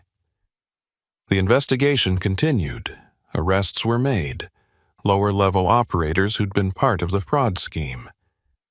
But the principals, Eldred and his core team remained ghosts. Warrants were issued, alerts distributed, but they'd gone to ground in a way that suggested they'd planned for this eventuality. Minna Kittleson was found 3 weeks after that night, alive but traumatized. They'd held her in an abandoned farmhouse, trying to get information about me, about what I'd told the police. She'd refused to cooperate, and eventually they'd let her go, probably deciding she wasn't worth the risk. We talked once, a brief call where we both struggled to find words for what we'd been through. She thanked me for getting the evidence out, for making their capture a matter of when, not if. I thanked her for saving my life. Then we hung up, two strangers bound by trauma, unlikely to ever speak again. I changed my patterns, my routes, the truck stops I used. I installed additional locks on my cab, a dash cam that recorded continuously, a GPS tracker that shared my location with a trusted contact. I slept lighter, woke at every unusual sound, and avoided isolated rest stops like they were plague zones. The paranoia became routine, another part of the job like checking tire pressure or inspecting brake lines. 6 months after the incident, I was hauling through South Dakota again, a route I couldn't avoid without losing work. I took I-90 West, the same highway where it all started, and as I passed the area where I'd found the abandoned truck, I slowed. There was nothing there now, just empty highway and prairie. The snow long since melted, but I could still see it in my mind. The Freightliner with its hazards flashing, the box underneath with its blinking LED, Eldred Haugen's cold eyes as he warned me to forget what I'd seen. My phone rang, and I glanced at it, seeing an unknown number. I almost didn't answer, almost let it go to voicemail, but something made me pick up. McKeever. Silence on the other end, just the faint sound of breathing. Then a voice, low and familiar. "You should have kept driving that night, Hobart." Eldred, my blood turned to ice. You destroyed a good operation. Cost a lot of people a lot of money. That's not something we forget. I wanted to hang up, wanted to call the police, but I was frozen, trapped by the voice on the line. "Where are you?" I managed to ask. He chuckled, a sound without humor. "Close enough to see you right now. Close enough to finish what we started." I checked my mirrors, scanning the highway behind me, looking for the distinctive shape of his Diet truck or any vehicle that seemed to be pacing me. There were plenty of trucks on the road, but none that stood out. "The police are looking for you," I said, trying to keep my voice steady. "Every law enforcement agency in 3 states has your picture. You can't run forever." Another chuckle. "We've been running for 6 months, Hobart. We're good at it. And eventually, the heat dies down, people forget, move on to the next case. But we don't forget, we don't move on. We remember who cost us everything." The line went dead, and I was left staring at the phone, my hands trembling on the wheel. He'd called just to remind me that he was still out there, still watching, still waiting for his moment. It was psychological warfare designed to keep me off balance, to make me make a mistake. And it was working.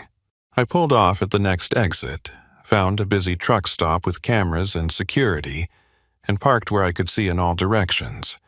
I called the detective, reported the call, gave them the number and the timestamp. They promised to trace it, to increase patrols in the area. All the reassurances that meant nothing if Eldred was determined. I sat in my cab, engine idling, and realized that this was my life now. Always looking over my shoulder, always waiting for the other shoe to drop, always wondering if the next rest stop or the next dark highway would be where they finally caught up with me. The insurance fraud operation was dismantled, millions in fraudulent claims identified and prosecuted. The lower-level participants got jail time, and the investigation expanded to reveal corruption in DOT offices, customs facilities, and law enforcement. It was called one of the largest fraud schemes in the region's history. But Eldred Haugen and his core team remained free, became fugitives whose names appeared on wanted lists, and in occasional news updates when someone thought they'd been spotted. And I kept driving, kept hauling freight across the frozen plains and through the mountain passes, kept watching the mirrors and checking the locks. Because that's what truckers do. We drive, even when the road is dangerous, even when the cargo is uncertain, even when we know something's waiting for us in the next storm. We drive because it's all we know, because stopping means giving in to the fear. But I'll never forget that night in the Badlands.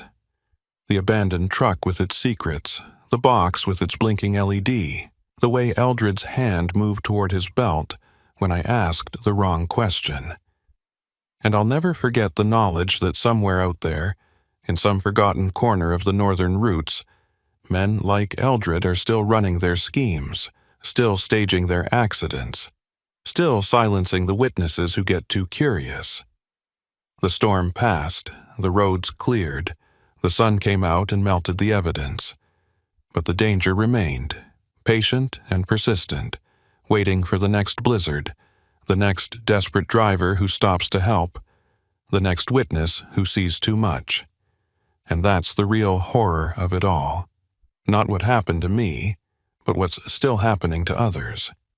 The endless cycle of fraud and violence hidden beneath the mundane routine of trucking, of insurance claims, of storms that bury secrets along with highways. I drive past that spot sometimes, mile marker 138 on I-90, and I slow down just a little. Not to remember.